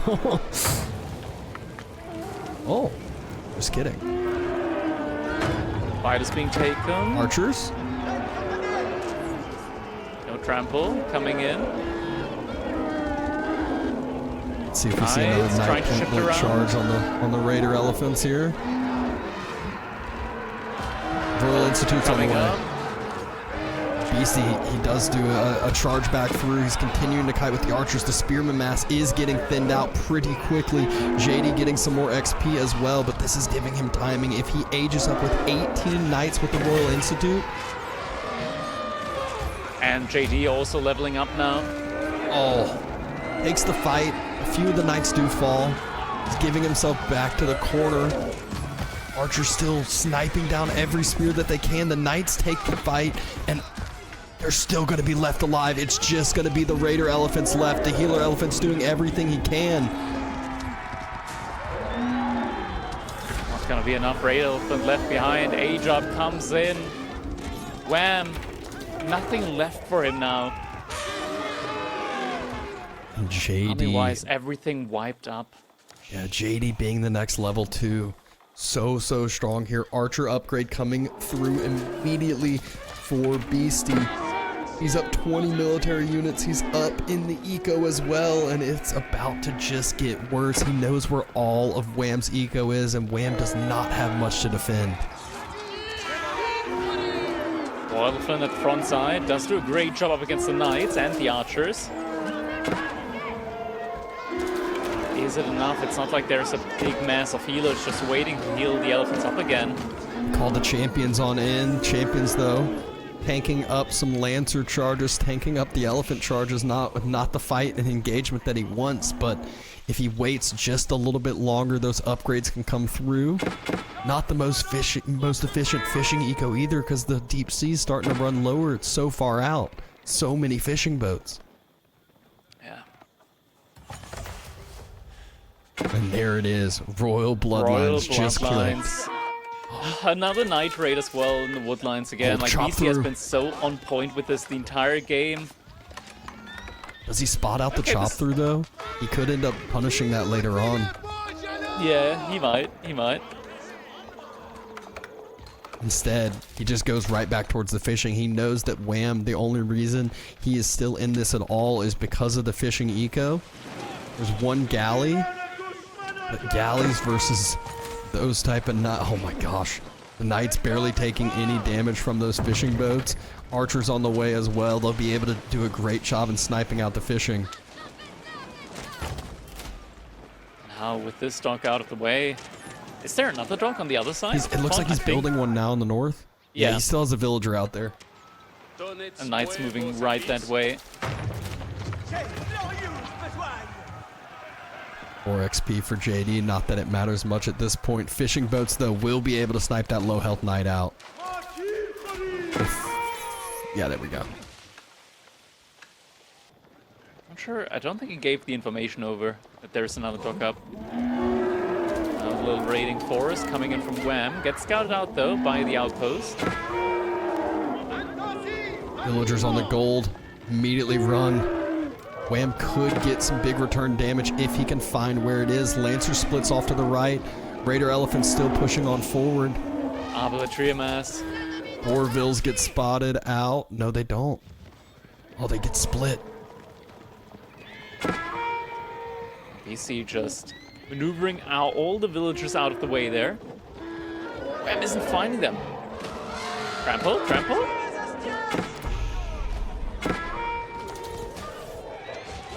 like it's coming in. Now it is. Oh, a little too late. Elephant's trampling out of the way.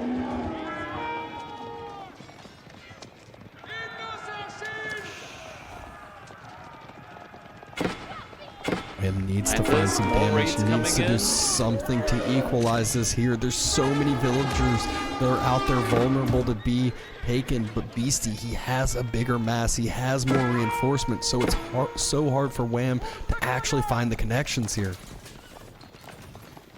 Yeah, the question is, Wham, what kind of military can he really make now at the moment? He's making mass Lancers up against a JD with Royal Bloodlines. And not only that, Beasty has the arm mass already built up. He's up to 21, so the Lancers, they're basically going to start getting one shot here soon.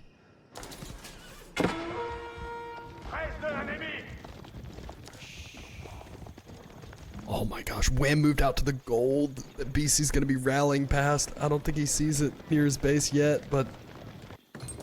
Yeah, that's I mean, BC sees it, he just doesn't notice yet. Now he noticed.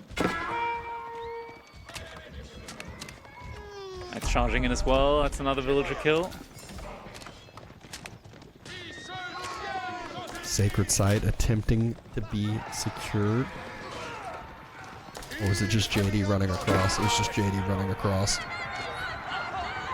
Villagers on the berries. Enough experience for the moment. That's another big raid. Is he going to do the move? No, circles back, doesn't want to lose the mass that he has built up and worked so hard on. Instead, he knows this engagement is one that he can win. Healer elephants doing everything they can to try to keep the melee elephant alive. Not quite able to do so. Now archers step up, arbs step up, and this might just be the end of Wham here. Series done. Beasty with a 4-0 in the quarterfinals here. We'll be moving on to face Marine Lord. GG comes in. Yeah, Beasty, a clean sweep here up against Wham. And yeah, as you said, we are going to be getting the El Clasico, Beasty versus Marine Lord. And that all coming today. Yeah, we're jumping pretty much straight into it. And what crazy timing on that push by Beasty. He lost water, but still was able to get the win because of Night Raids, because he punished that Castle Age timing from Wham. Wham with Castle, he didn't have the gold for upgrades, and then the wood line just got absolutely demolished with no way out for the villagers. Yeah, that one raid on the wood line, you can see the economy count there just taking a nosedive for Wham. That means, yeah, considering, like, the score here, the series wasn't that quick overall. Like, Wham really tried in those games, I want to say. Man, Beasty was just relentless with the aggression throughout the last couple of games, I want to say, like, with Shushi and with JD. Definitely on a mission. That means that we are gonna be going over to an interview, and following that, it is going to be Beasty versus Marine Lord. It looks like the interview is ready, so ladies and gentlemen, I give to you Beasty. Alright, Beasty, congratulations for winning 4-0, clean sweep up against Wham. How are you feeling after that one? Do you still have something left in the tank? Because you've got another set right ahead of you. I mean, hopefully, right? I hope it doesn't go too long, right? Especially because I'm not gonna have a long break. But yeah, I'm ready. Overall, like, just you, of course, like, you've seen the set between Marine Lord and Anatent earlier so far. How are you feeling? Like, you just took down Wham in a really clean fashion, obviously. Like, 4-0, that was... It doesn't get much cleaner than that, let's just put it like that.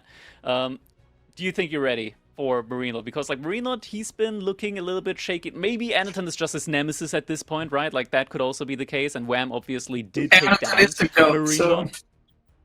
Yeah. But Wham was also the one that did put Marine Lord down in the lower bracket, so... how are you feeling? You feeling confident for this one?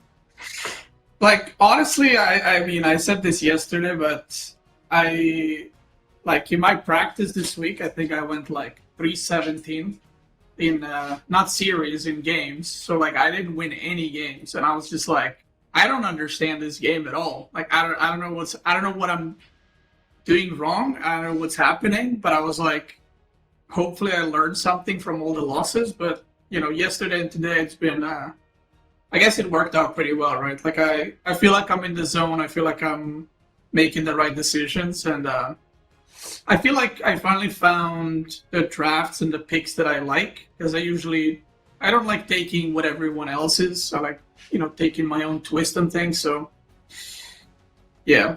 So, feeling pretty good, I would say.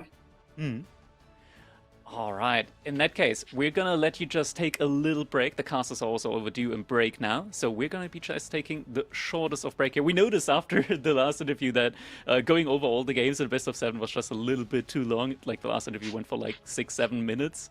So we're just gonna be cutting it a little bit shorter here. So Beasty, you're getting a short break, the casters are getting a short break, and we'll be right back with Beasty versus Marine Lord after break.